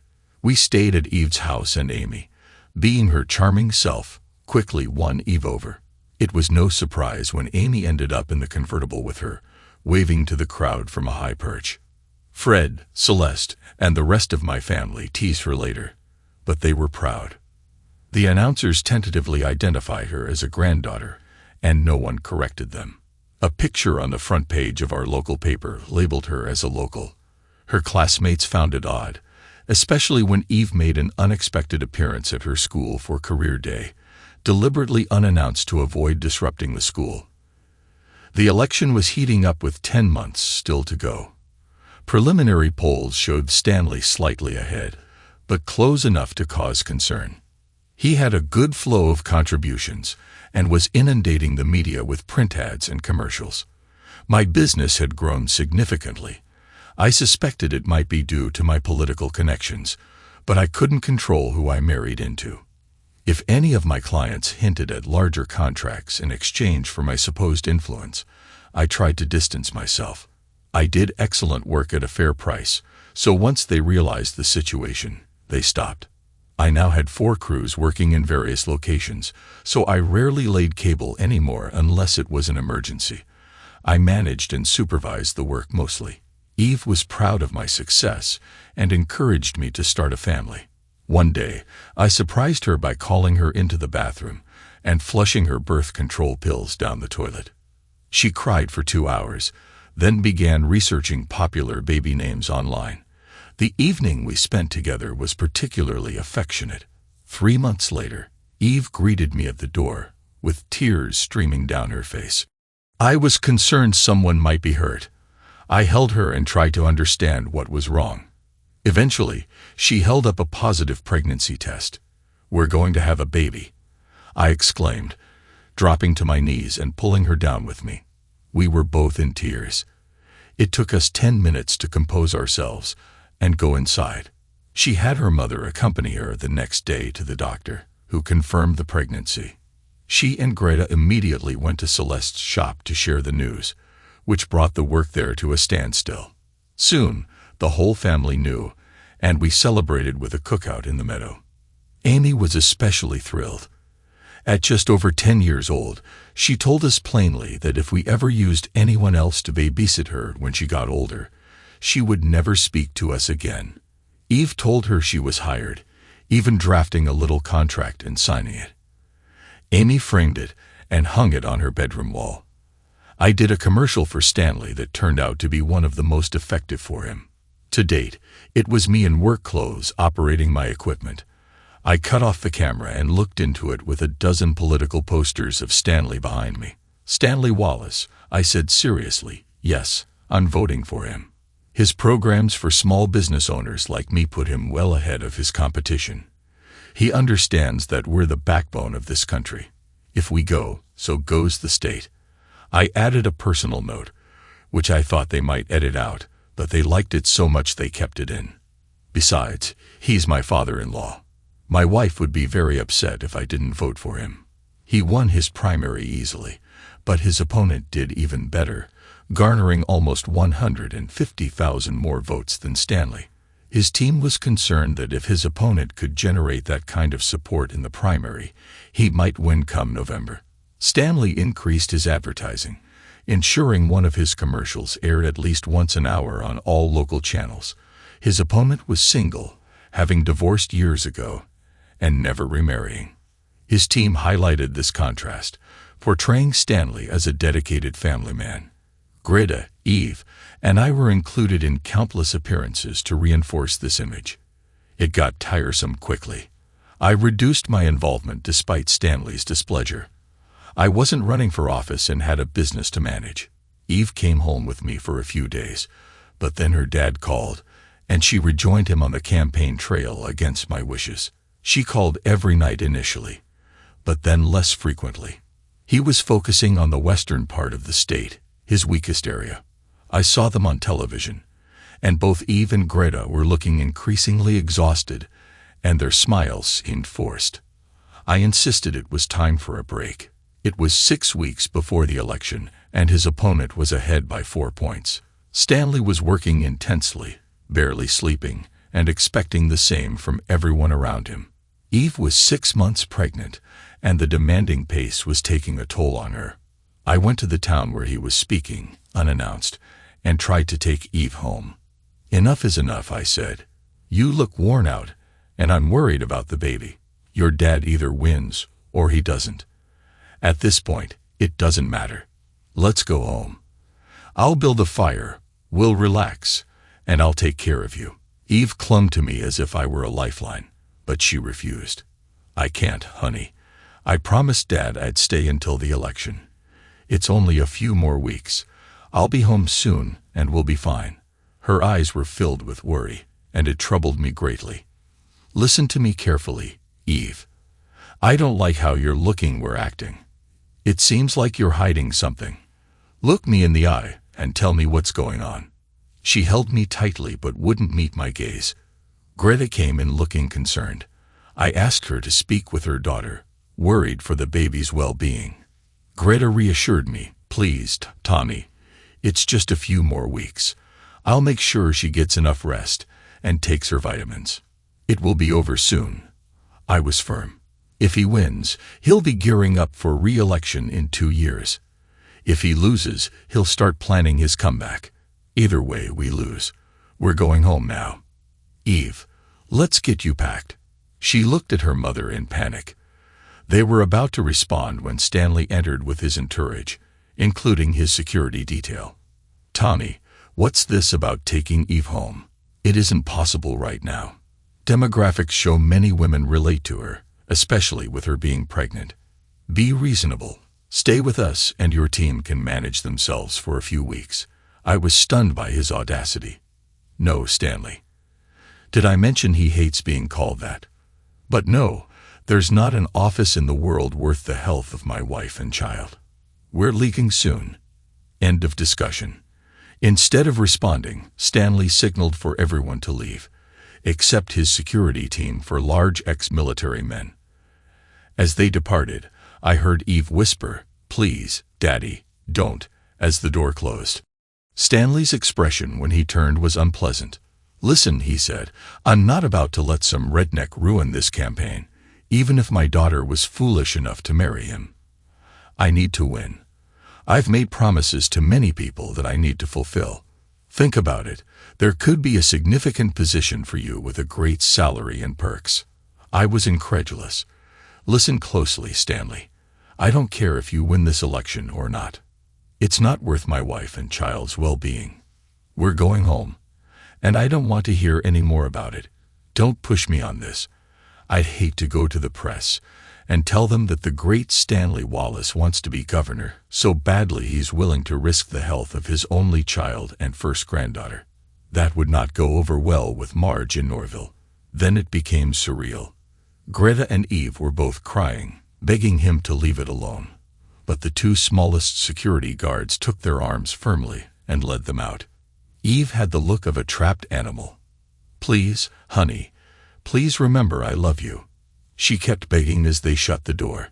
I hadn't been idle while this was going on. I immediately went after her, but the two biggest security guards restrained me. I think I surprised one when I tried to headbutt him.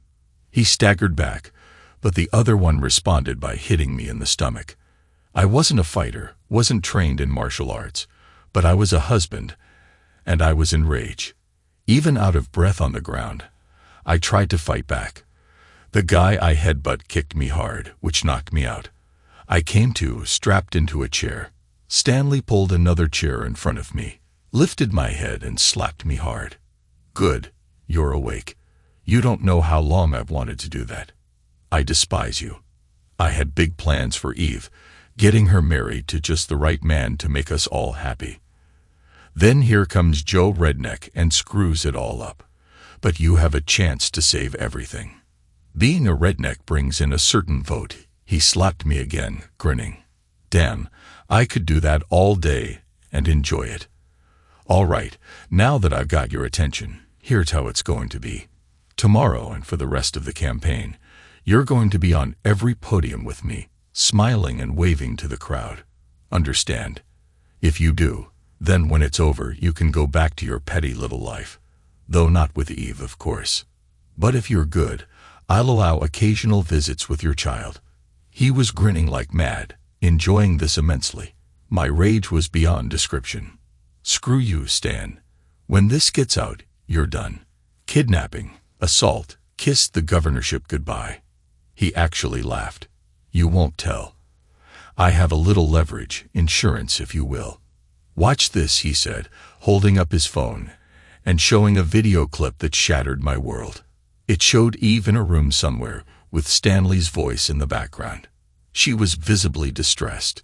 The camera then showed a man in his late 50s, and the situation was clearly inappropriate.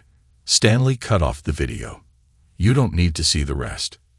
You know what happens. Here's how it's going to work. Nobody needs to see this.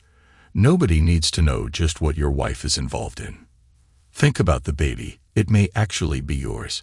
If you want me to keep this buried, you'll be up on that podium with me tomorrow, smiling and waving. When I win, you can go back home. Eve might actually want to return with you. I don't care. I'll be done with her at least until the next election. Understand? Just so you know, if you go against this, I'll tip off the authorities about the compromising material on your computer, put there by my people, and make sure you never see your child." My eyes widened, my face flushed, and my heart raced. I had never known such rage and heartbreak. Then a cold came over me. I wasn't going to kill him, I was going to destroy him. He would never hold public office again, and maybe he'd even end up in jail. One thing was for sure, I was done with the whole family. Nothing mattered anymore except revenge. Stanley's eyes narrowed. "You're thinking about doing something stupid. I can see it in your eyes. Think about it. I'd hate for Eve to end up in an accident, maybe even lose the baby. God, how I wanted to kill him then. I took great pleasure in imagining beating him to death, slowly, savoring every blow.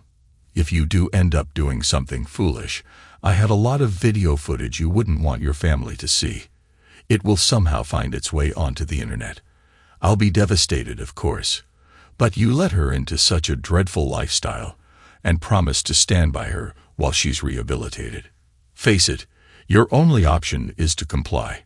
It will be over soon, and I'll find you a cushy job far away from me and out of the public eye. Then he made his mistake. Oh, one more thing, he said, slamming a fist into my ribs. We all heard a crack and a pain like I'd never known washed over me. Damn, that felt good. I slumped, trying to breathe. They left me strapped to the chair for what seemed like hours, though it was probably only 10 minutes. One of the security guards finally noticed my labored breathing and the blood on my lips. The rib had punctured along, and I was literally drowning in my own blood. It still took them 20 minutes to decide to call the EMTs. They took their time bruising me further before dropping me at the bottom of the hotel stairs. I was put into intensive care after the operation. When I finally woke up, the doctor and nurses were very reserved around me. The doctor tried to explain my injuries.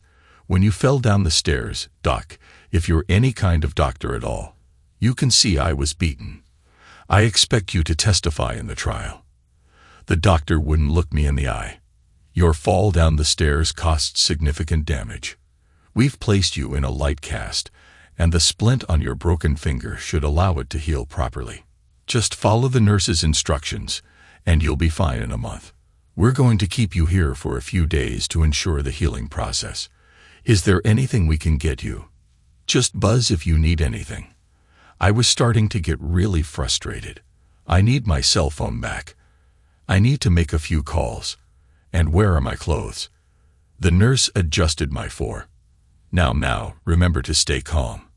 I was doing my best to try to scream for help when I passed out. I was kept sedated for 6 days. I remember people coming in and out, barely being awake long enough to be fed by a nurse. On the 7th day, I opened my eyes clearly for the first time. There was a young nurse watching me. She looked familiar somehow. You don't remember me, do you? She asked. I looked at her as she adjusted my fore, feeling anxious that she might be preparing to put me back to sleep. She leaned down close to my ear and whispered, "It's pure saline. It should flush the drugs out of your system in a couple of days. I've met you before. You helped my sister keep her job. If she hadn't kept it, my mom would have had to quit her job, and we would have lost our house. Now, is there anything I can do for you that won't be traced back to me? They have guards posted outside, and we're checked before and after we enter the room. I don't know what's going on, but it feels like it isn't strictly legal." I shook my head, trying to clear my thoughts. Suddenly, I knew what to do. I repeated the same number to her over and over until I felt she had committed it to memory. Call this woman. Don't do it from your phone. Borrow one. Tell her where I am, what's happening, and tell her to come get me as fast as she can. Tell her to bring Jerry. She'll know what I mean. Don't give her your name, and I'll keep you out of it. But hurry. Do it as soon as you can. 18 hours later, I heard a commotion outside my room. A couple of shouts, a few grunts, and the door was swept open. A man I had worked with on a committee last year walked through the door, followed by Vivian. The doctor was with me, desperately adjusting the Ford drip. I had acted confused and unresponsive, maintaining the pretense. I looked up and grinned. Give it up, document. I'm wide awake. Hello, Vivian. You have no idea how happy I am to see you. I need a blood test right away. I have no idea what they've been putting into my system. Oh, and have Jerry arrest everyone you see, would you? You'll do that, won't you?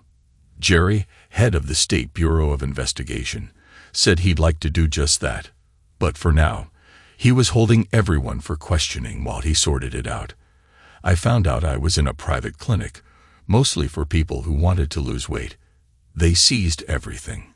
Jerry explained that they were looking into charges of kidnapping, assault, reckless endangerment of life due to the drug cocktail I had been on, and as many smaller charges as he could think of.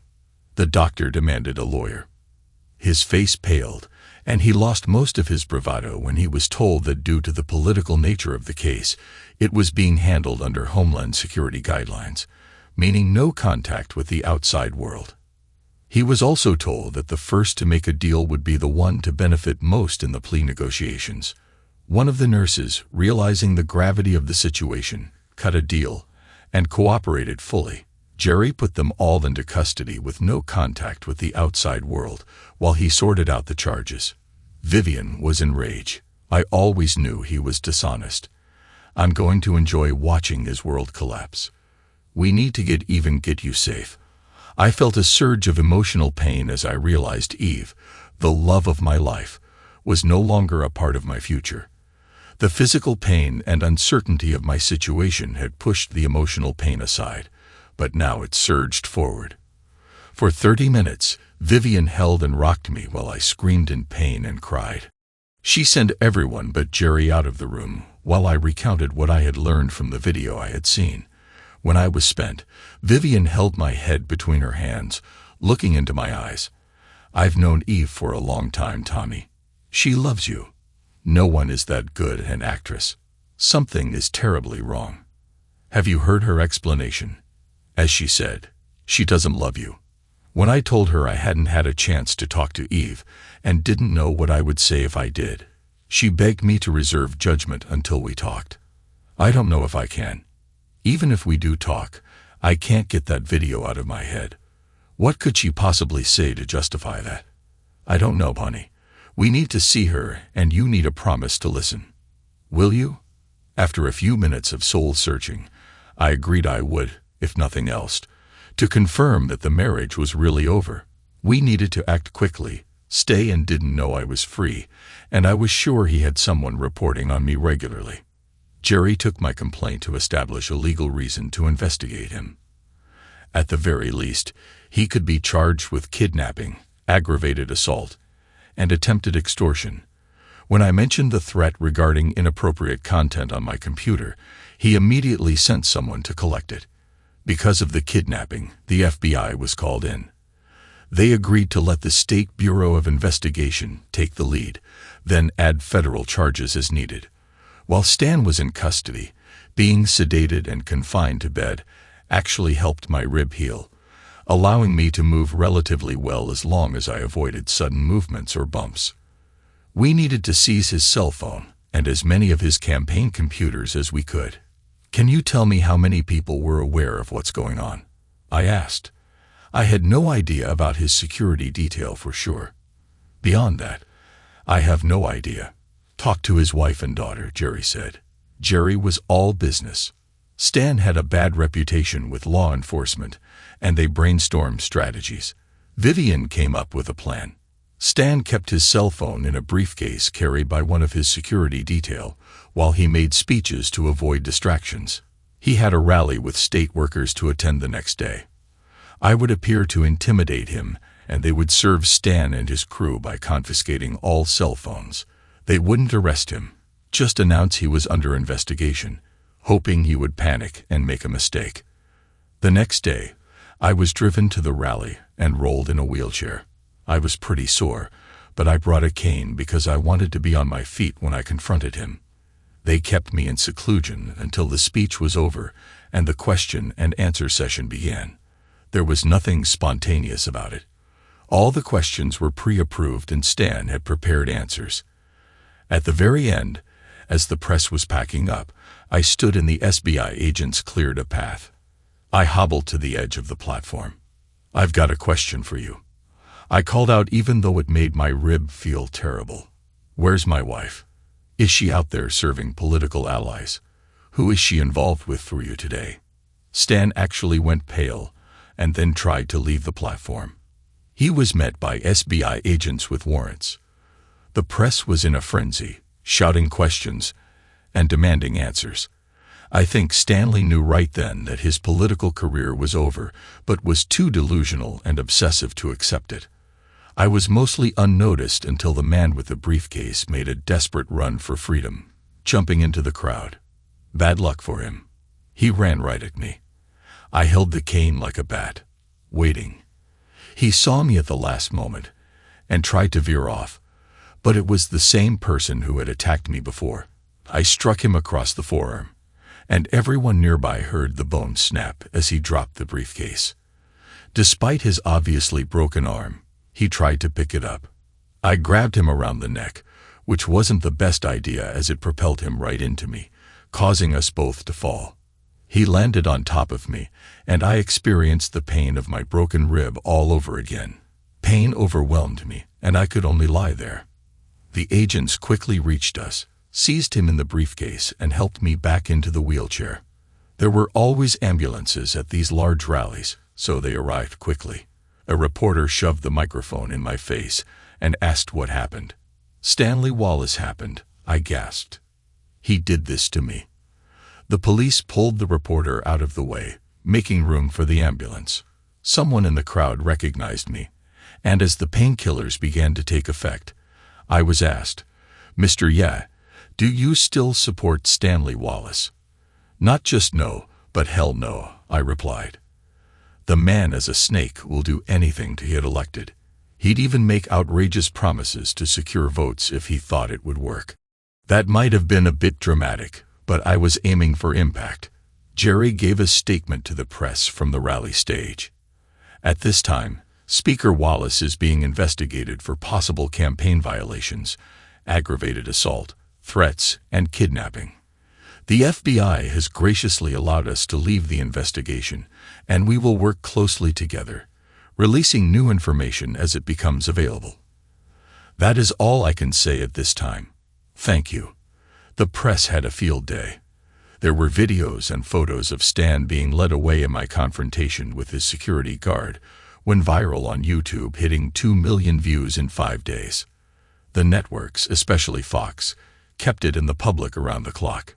Stanley went into seclusion, claiming the charges were false, fabricated by his political enemies in a bitter ex-son-in-law because his daughter was divorcing him for abuse and mental cruelty. Despite running ads, the stations pulled them within 4 days, and his chances of winning plummeted. Analysts were predicting a significant win for his opponent.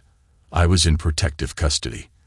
My brother Fred was a county deputy, and the FBI asked the sheriff to loan him up for security purposes because he would be familiar with who was supposed to be around. My whole family, Celeste, the boys, and Amy moved into my house. Vivian was there as often as she could. She and Amy took turns looking after me. One day, Amy caught me holding our wedding picture and crying. She spoke to me, but I didn't acknowledge her. Our daughter was 11 now, and starting to look more like Celeste every day. I felt her hands on my cheeks, gently turning me around. I had long since shaved off my beard, but the gesture was familiar. I know Aniv didn't do those things, and deep down, you know it too. She'll come home. You'll see. Nothing could keep her from you. "Believe Uncle Tommy, please believe," she said. They found the inappropriate content on my computer. The FBI assigned Jerry a couple of experts who traced the content through 3 continents and 11 countries before the trail ended in the state capital. The computers and cell phones yielded a lot of interesting information. It appeared Stan was blackmailing some supporters with hidden video of them in compromising situations over several years. Aside from the clip he had shown me, there were no more videos of Eve, but there were clips of Greta with 6 different men, each time appearing drugged or frightened. It was too late for his party to salvage the election, so they denounced him and withdrew support. A week before the election, he was arrested shortly after trying to leave the country.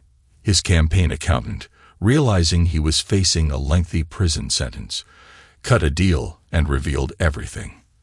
The same was true for 2 of his security detail and the campaign manager.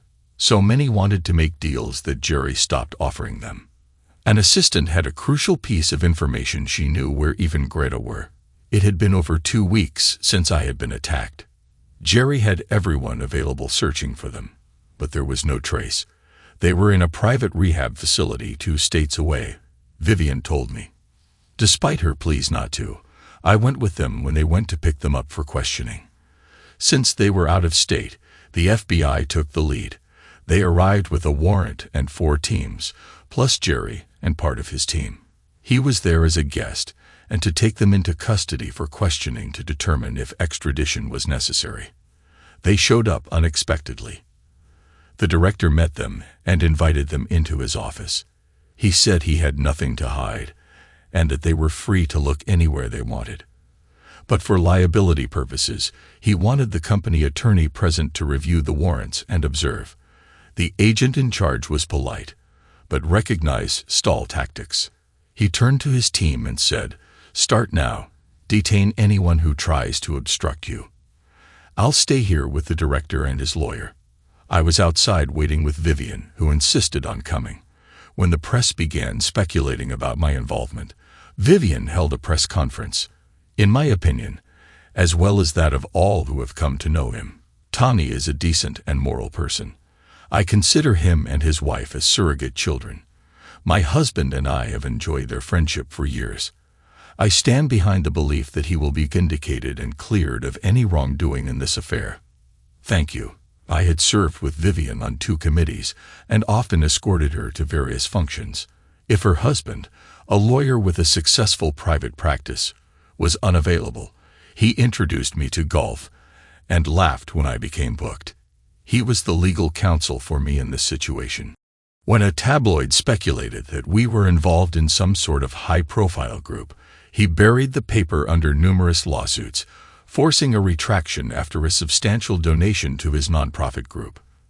This group, composed of lawyers from various branches, provided pro bono legal advice on everything from wills to divorces and educated the public about the law. They even helped clean parks and worked in soup kitchens. It had become so popular that there was a branch in every large town in the state. I was on the founding committee, included from my lay perspective, and because John liked me, every out-of-town meeting ended with a round of golf. Vivian spotted 2 ambulances with the clinic logo exiting quietly from a service lot. She immediately called Jerry, and the FBI intercepted them before they had traveled a mile. Greta was in one of the ambulances, and the other was arrested immediately. The clinic's records and computers were seized. They had been there since the day after the attack, secluded and sedated the entire time.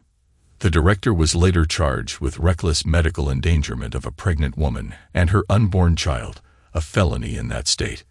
They were brought out slowly and monitored closely. I went in to see her while she was still unconscious.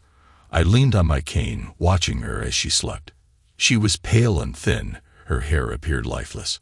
I was reminded of her hair flying and her eyes sparkling as she danced around the kitchen singing to the baby. I looked at her pregnant stomach, now 7 months along, and wondered if the child would be all right, and if it was mine. I didn't speak or try to touch her, knowing I would break down completely if I did. As it was, the tears made it hard for me to see. I checked on Greta. I had always liked her, the quiet smile she would get watching us together, the tears she shed when we gave her the t-shirt that said "I'm too hot to be a grandmother," Eve's way of telling her we were finally giving her that grandchild she wanted. Even in her sleep, she looked haunted. I wondered what kind of secret life she must have led all these years. The story grew more extensive. Besides Stanley, 3 of his security detail, his accountant, his campaign manager, both doctors and various nurses, the head of the party, 2 state representatives, 1 federal congressman, 3 judges, 5 lawyers, 10 escort professionals, and 13 businessmen were implicated. Jerry was like an avenging angel, causing turmoil among those involved. Every time someone was arrested, he implicated someone else. The Wall Street Journal called it the biggest political scandal of the 21st century. Numerous editorials demanded an end to career politicians and the strictest punishment possible for all guilty parties. Greta and Eve were deposed with Vivian present. After it was over, Vivian came out, fussed over Amy for a bit, and took me for a walk. She handed me a transcript and said, "I can't bear to tell you, so you'll just have to read it." Greta had been mistreated and was almost enslaved by Stanley from the time they married.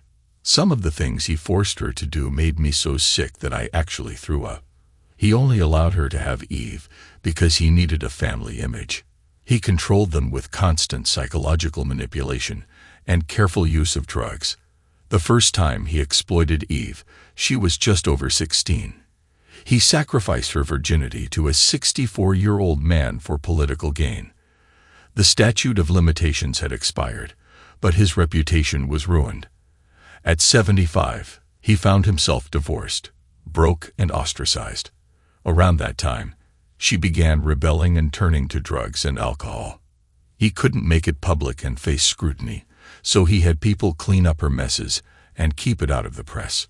She thought she had distanced herself from him when she got to college, but he pulled her back in a 20 through force and blackmail. He routinely filmed her and Greta for leverage against the men he set them up with. His obsession with recording things hastened his downfall. There was evidence of corruption all the way back to the beginning of his career. She had finally broken free when she met me, telling him that if she lost me, she had nothing to lose. She included Greta in the deal, and for almost 4 years, both their lives were as normal as they were supposed to be. She didn't want to campaign for him, but went along to protect her mom. They were fine as long as I was there, but when I went home, he systematically drugged them, reasserting his control. They fought, but in the end, he had control. It all unraveled when I came to take her home. If he had let her go, she would have taken her mother with her, and rumors would have started. There was a recording of him, his campaign manager, and 2 of his security team discussing letting them go, using the first-time pregnancy and a worried mother's reasons, maybe filming them at home cheering him on. The campaign manager stopped that idea, reminding Stan of promises he needed to keep to secure support. At that moment, I think I hated the campaign manager even more than Stanley. "I've recovered enough to start asking for me," I said. I was still deeply hurt and bitterly angry and refused. Vivian begged me. "She needs you. You were her anchor, her comfort, her validation that she was a good person, loved just for being herself with no agenda. Please, Tommy, for me, please." I hugged her. "You've been like a surrogate mother to me. You know my parents died in an accident when I was in my late teens, and my feelings for you made me realize what I missed. Do you know we had decided to name the child Vivian, Greta, for her mother and mine?" Vivian had tears in her eyes. "I can't, Vivian. Not right now. If she needed me so badly, why didn't she stay home? Didn't she realize that anything he had on her would hurt him far worse than her if anything came out? What could have made her do it?" Vivian slapped me. That's what made her do it. She couldn't take the chance that you would leave her if you found out. I know it doesn't really make sense to us, but you have to remember she wasn't thinking clearly. The mental and physical abuse, the drugs, the shame made her desperate to keep it from you. You're a world, Tommy, the only good thing that's happened in her life since she was born. She could see in her eyes that she was losing. At least think about the baby she's carrying. Doesn't it deserve a good life? The pain was clear in my voice. What about me? Do I deserve any of this? I do think about the baby. What if it's not mine? Worse, what if it is mine? You know I'll get custody. I don't think a judge would let her raise a child alone with her history. Vivian grabbed my arm so hard it left a bruise. Don't ever say anything like that where she could hear it. That baby and the hope that you may forgive her are all that's keeping her alive. Please, Tommy, I've never asked you for anything again. Please. Celeste came to me later that day. I'm going to see her. I want her to look me in the eye and tell me why she betrayed you. Maybe it'll ease the pain for both of us. Amy is begging to see her, but I won't let her. Not yet. I'll call you later. Celeste talked to her and Greta. She never said much about what they discussed, but she did mention that her psychiatrist wanted to talk to me. In fact, she said the psychiatrist was almost pleading with Celeste. Amy and Vivian teamed up, pressing me for 3 days before I agreed. I think I surprised them all by laying down some ground rules. This is not about me. If I get the slightest sense of an agenda, or if she tries to direct me in a way I don't want to go, the conversation is over. I reserve the right to refuse to answer any questions, but will not extend the same courtesy if she refuses to answer. The conversation is over if she does not comply. Make it clear to her, no messages from Eve. None. It took the doctor 2 days before she agreed to my terms. I think it shocked her when I refused to go to her office and made her come to my house. I ensured we were alone. I didn't offer her refreshments. I just had her sit on the couch. Well, first, Tommy, thank you for seeing me. You have a lovely home. Thank you, and it's Mr. Y. You're not my friend. You're not my doctor. You're a consultant here to provide me with something I may not want, so let's keep it formal. I'll make it easy for you. What do you want? She paused, having to think on the fly to avoid angering me. It took her a few minutes to decide how to proceed. I'll come right to the point. Eve is not doing very well. We've removed the drugs from her system, but she's not improving. She needs you. I've spent a good deal of time with her. You're her anchor, her validation that she was a good person and deserved happiness. By taking that away, you're destroying her. If it weren't for the baby, I'm afraid she'd be in a very dire state. Please, you don't have to talk about the future or commit to anything. Just be there. She needs you, Tom. She waited expectantly. Let me ask you something, doctor. Since we're discussing your patient, am I covered by confidentiality rules? Can you discuss anything I've said or will say today with anyone? She agreed that the conversation was confidential. I could see the shock on her face when I responded. You know what, doctor? I'm tired of being told what to do to ease the pain or what I need to do to help her get better. You know what else? Forget it. I'm sick of people telling me to help her. Did I wreck the marriage? Is there a video of me out there somewhere involved in inappropriate activities to help her father win an election? Did I get her nearly beaten to death, then drugged and hidden away? She's in a protected facility, keeping the real world away from her. I'm left dealing with the media, the rumors, and the judgment when I walk down the street. Walk a mile in my shoes, doctor, and then ask me to be compassionate. This conversation is over. Goodbye, doctor. Have a nice life. I didn't slam the door in her face, but it was a close thing. I felt a little bad about it later. She had been drugged and confined against her will, but vending felt good. Maybe I needed to seek therapy myself. I had not been idle during this time. My lawyer came to me. It's time to protect your assets. Remember that prenuptial agreement we made as a joke. Well, it might have been a joke, but that doesn't make it any less legal. I remembered. I didn't want the money, but it was a way to make her admit she had betrayed me. He froze all our assets, citing the prenup. I reminded him to tell her that all she had to do was admit her infidelity, and she would get everything back, but it had to be done publicly in a manner of my choosing. She refused. Greta was out of the hospital, but was in seclusion at a high-end clinic specializing in trauma and abuse cases. She wasn't restricted to the grounds, although they discouraged leaving the facility. There was a knock at my door, and when I answered, I found her on her knees.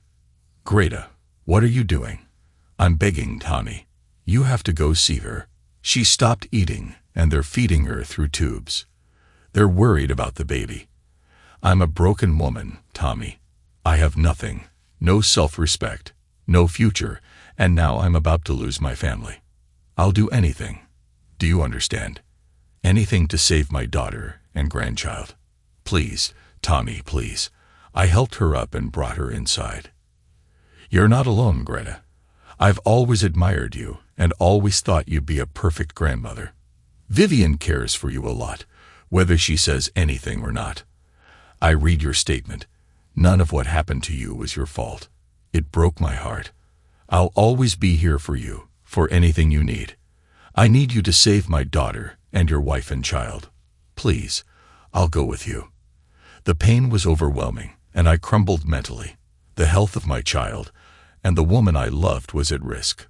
I hurried her into the car. She looked ghostly pale, so thin she seemed skeletal. Her 8-month pregnant belly appeared unusually large compared to the rest of her. She had been lightly sedated, and her arms were restrained to prevent her from pulling out the IVs or feeding tubes. I didn't think my heart could ache more, but I was wrong. On the way over, Greta told me a lot. I know how it looks, Tommy, but she never betrayed you. The film clip you saw was the only time she came close. She was coerced, but in the end, she couldn't go through with it. She was restrained, and when he tried to force himself, she reacted and injured him. Stanley would have punished her severely if I hadn't intervened. He used that clip to control her. She hung her head in shame. I told him I would take her place. I was with him 3 days later, but it kept her safe. She was crying quietly. I just held her hand and thought about ways to make Stanley's life unbearable until he was gone.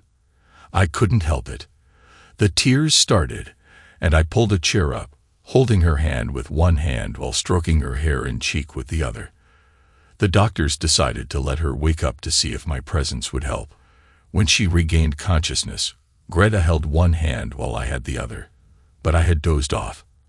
I woke when she tightened her grip, trying to make sure I was really there. The tears began to fall as she tried to speak around her feeding tube. One of the nurses removed it gently. Tommy, I need. I put my fingers on her lips and brushed her hair back from her face. You don't need to do anything but get well.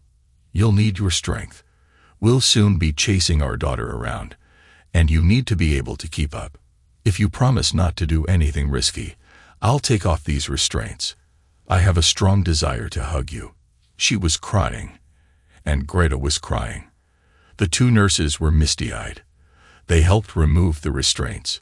She was so weak she needed help, but she ended up in my lap, holding tightly, still crying.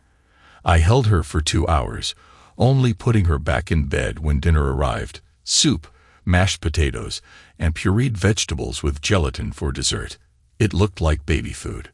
I fed her, promising a kiss for every bite she took. She did her best to finish everything. I had a rocking chair brought into the room, and after dinner, I held and rocked her, giving her every kiss I promised and a few extra.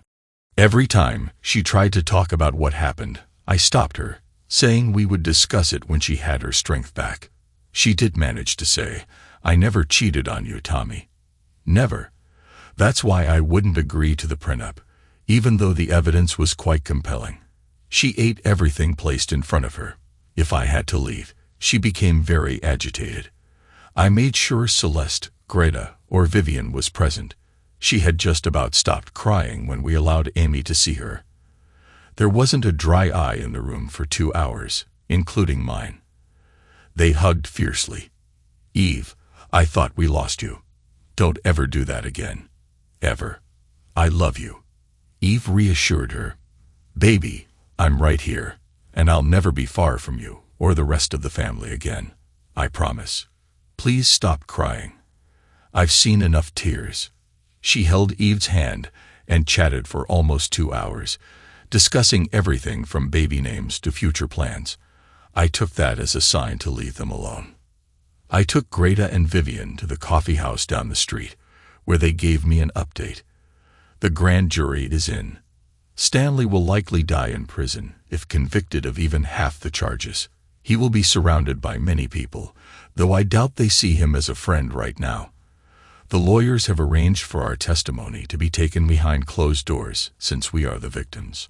I'd do it on network television if I thought it would get him another year, but we have to think about Eve. Are you going to testify? I reached out and took Greta's hand. Yes, as loudly as possible. I want him held accountable. The baby arrived 2 weeks early. Her water broke as we were leaving the hospital. She tightened her grip on my hand. "Turn around, Tommy." I didn't understand. "Did you forget something?" Yes, I forgot. I'm having a baby. She's coming, honey." I totally freaked out, picking her up and rushing back through the doors. "The baby is coming. Help. The baby is coming." The duty nurse had seen it all. "Put her in this wheelchair. We'll handle it. You might as well come along." It doesn't look like she'll wait long. I stayed by her side the whole time, holding her hand as she yelled and screamed through labor. She was in labor for less than 3 hours. Vivian Greta came into the world at 1:55 p.m. with a strong, clear cry, showcasing her vocal abilities. She was the loudest baby I had ever heard. They let me cut the cord, then took her to clean her up before handing her back to me. I had the great honor of placing my daughter on my wife's chest, and she soon began to nurse. Eve looked on in wonder before looking up at me. At that precise moment, I knew we were going to be just fine. I stroked her hair and joked, "You owe me 2 more, but I think we need to wait at least 2 years for the next one." "All right." Her eyes spoke volumes even though she couldn't speak. My whole family was in the waiting room, along with Greta. Vivian's husband arrived 2 hours later, and surprisingly, Jerry also came. They all went to the nursery to see her, marveling at her while I stood there bursting with pride. The women went into the room at feeding time. Greta held her first, followed by Vivian, then Celeste, and finally Amy. They had to almost pry her away from Amy, who was reluctant to let go. Eve was in therapy alone and with me for almost 2 years, and she still sees her therapist every 3 months. It wasn't all sunshine and roses. We were really uncomfortable around each other for a long time. When things would get tense, we developed a habit of going into the baby's room. We usually left holding hands and vowed almost every day to always talk and trust each other completely. We didn't resume our intimate life until Vivian was almost 7 months old. It was slow and tentative, like we were afraid the other would break, but it was beautiful and very fulfilling. Soon, our intimacy grew in intensity, and we were almost back to where we were before. Greta also went through a long period of therapy. In a clever move, she kept her money separate from Stanley, who thought her money would save him if things went wrong. It didn't work out that way. But a year later, she began seeing Jerry. 6 months later, he moved in, and 8 months later, they married. Vivian and Jerry were very active in their granddaughter's life, becoming her godparents. Greta's grandmother was the Chief Justice of the state Supreme Court, and her grandfather on the other side was the director of the State Bureau of Investigation. Talk about connections. Fred put in 20 years with the Sheriff's Department and retired. I made him a full partner, and he now runs the business for us. The political fallout from the scandal was enormous and continued for a long time as new information came out, damaging both parties. Jerry proved to be a relentless investigator, never giving up once he had a lead. There were several emergency elections in the following years. They appointed a political placeholder to take Stanley's seat, but he was so inept that he didn't get a nod from his party when his turn was up. The election was fiercely contested due to the addition of an independent candidate, me. I was interviewed at the beginning of the primary season, and I had no idea why. You know, the American Revolution was fought partly for financial reasons, taxation without representation, career politicians, etc. The Constitution was designed to discourage career politicians. You were supposed to leave your position after a term and let someone else take over. Now, unless you do something monumentally foolish like Stanley Wallace and his cronies, you have a high probability of being reelected. The system is broken again, and I don't see a way to fix it. The interviewer was intrigued. So, you're saying that in a perfect world, there would be no career politicians? I doubt it would be a perfect world, but it would probably be a lot better. He wouldn't let it go. So in a world like that, you'd run for office? I laughed. Maybe, but I'd be the world's worst politician. I'm too honest. I made a major mistake thinking that people wouldn't take my comments seriously. I was wrong. People I didn't know began calling me, asking if I would run. I steadfastly refused. Then, out of the blue, my old political team showed up: Billy Grant, Zane Williams, Jerry Smith, and of course Emerson. To say I was surprised would be an understatement. I looked at their grins and had a bad feeling. "Hi, boys. Long time no see. What's up?" Thad grinned. "You are, baby. How would you like to be a state representative? I hugged them all and invited them in. We caught up. Billy was a political science teacher at a small university 2 states over. Zane and Jerry ran a think tank analyzing election prospects of various candidates, mostly for their parties. Their track record was 93%, with most failures due to scandals or undisclosed information by the candidate. They had also set up a small investigation service for in-house use. Emerson, a political consultant, had successfully managed the campaigns of 5 state officials, 3 U.S. senators, and 2 congressmen. His record was 11-3. Eve greeted them warmly, remembering better days. They loved the baby. Billy was married and had 2 children. Zane was divorced with no children. Jerry was gay and didn't have a permanent partner. Regarding what you asked earlier, my answer is no. Why would I want to return to that world after everything it put us through? They had clearly considered this because it gives you a chance to show people how to do things differently. This is a golden opportunity to return the government to the people. Don't say no right away. Discuss it with each other and your closest friends, and see what they think. What do you have to lose? I have thought it through as well. Peace of mind is important. You guys no doubt read about what we went through. You weren't here, so you really don't know what it was like. I turned to Eve. Surely you don't think this is a good idea? She looked deeply into my eyes. I think it's an excellent idea. What kind of world would this be for our children if someone doesn't take a stand and show them that there are decent people trying to make their future better? It would do me a world of good personally. Sort of an atonement for past mistakes, balancing the books for my family, so to speak. I never thought I would have this conversation. After a couple of hours, they convinced me to ask around. Vivian was all for it, as were John, Greta, and Jerry. My family, especially Celeste, thought it was an excellent idea.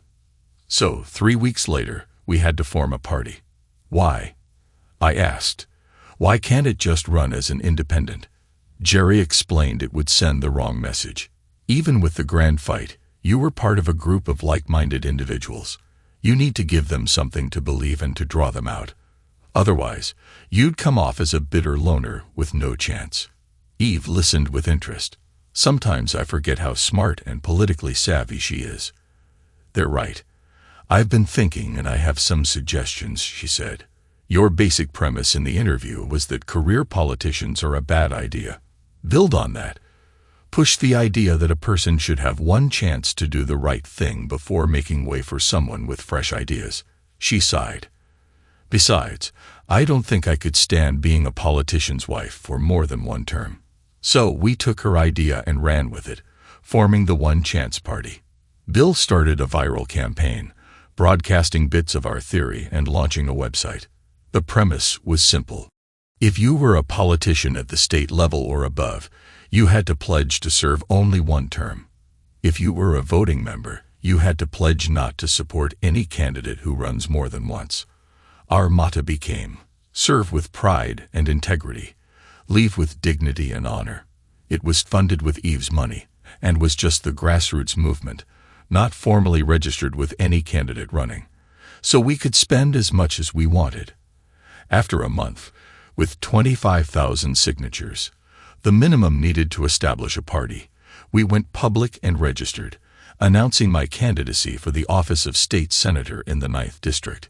It caught the political establishment by surprise, and they scrambled to block it. But thanks to FAD's group and the LLI with JN at the helm, they couldn't. In light of the federal scandal involving the Tea Party, they didn't try very hard, considering us a nuisance. Our lawyers kept us in line, being scrupulously attentive to detail. The seat money was ours, but soon we had donations coming in. It was explained to everyone that any amount over $100 would be posted on our site, so anyone could see who our supporters were. Greta, Vivian, and John gave the largest legally allowable donation possible. Amy was one of our first donors, giving $25 from her babysitting money through Celeste. Because I was registered, I was able to attend and participate in any debate. I was always third, but used it to my advantage. During the first debate, I stayed quiet until the Republican opponent pushed me on what I would do about certain state problems. Probably very little at first. I planned to take the first year to learn. After that, I'll probably make a lot of noise. In a later debate, I challenged them on their party records. "Sir," I said to my Republican opponent, "last year your party voted a straight ticket 8 times out of 10 nationally and locally.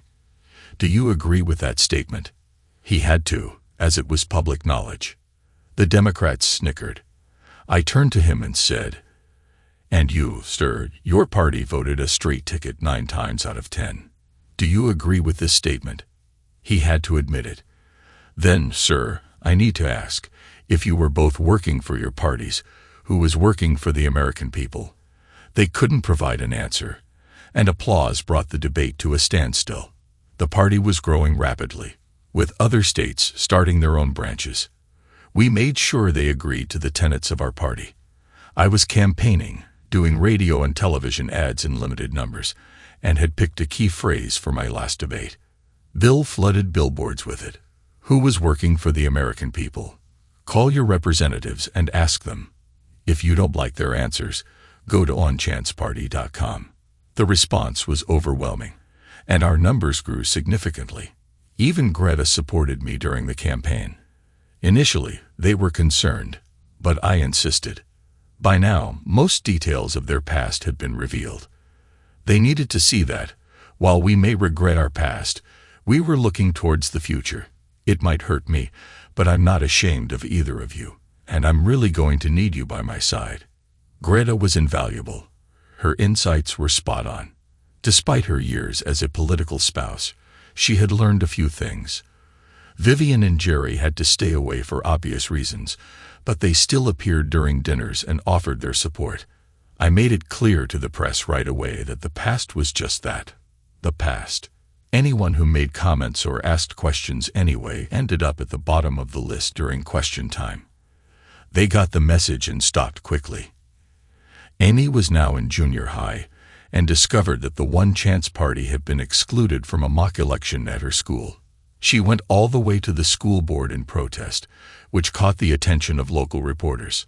The school was forced to allow the party, and Amy ran, winning with 60% of the vote. The advertising was invaluable to us. In the end, I was declared the winner before 75% of the precincts were in. I received 880,000 more votes than the registered members of my party. The national media gave us considerable attention. You may remember my term.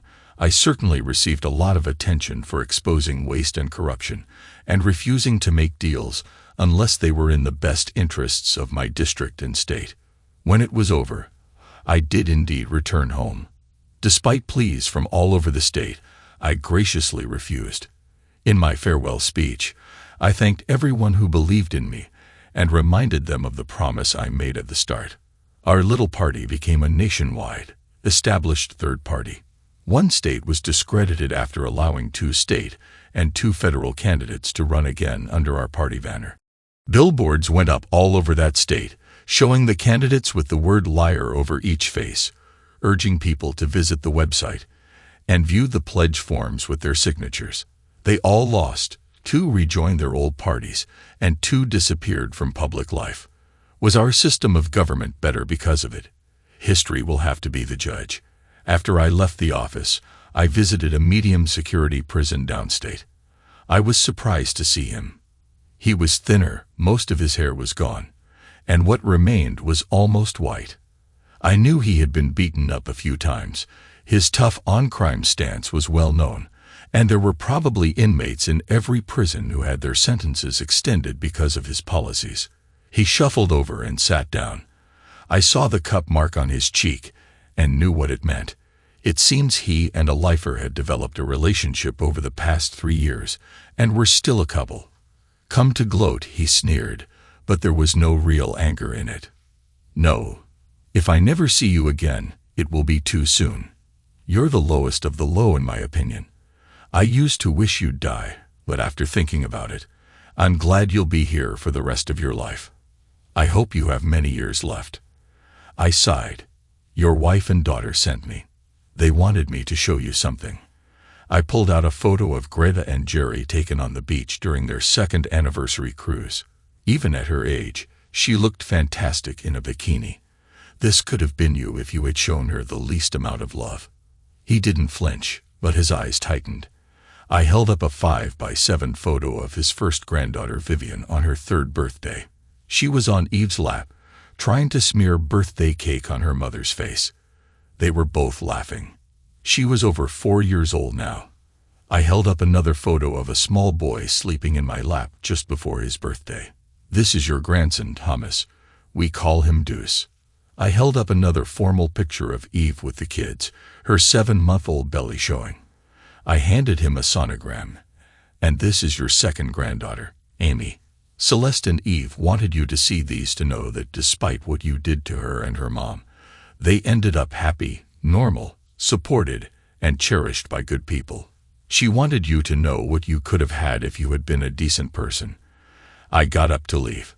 I had honored her request and wasn't staying a minute longer. As I was walking away, I heard something. I looked back. He was still sitting at the table, crying. He looked up and in a broken voice begged me to leave the photos and the sonogram of the kids. I started to refuse, but decided it would cause him even more pain to remind him of what could have been. When he died 7 years later, his cell wall was covered with every photo I sent him. Eve was informed of his death and refused to claim the body or attend his cremation. I have no idea what happened to the ashes. In the end, he got his due, and I had my life back. Thanks to everyone who took the time to listen to today's stories. If you enjoyed it, please consider liking and subscribing if you haven't already.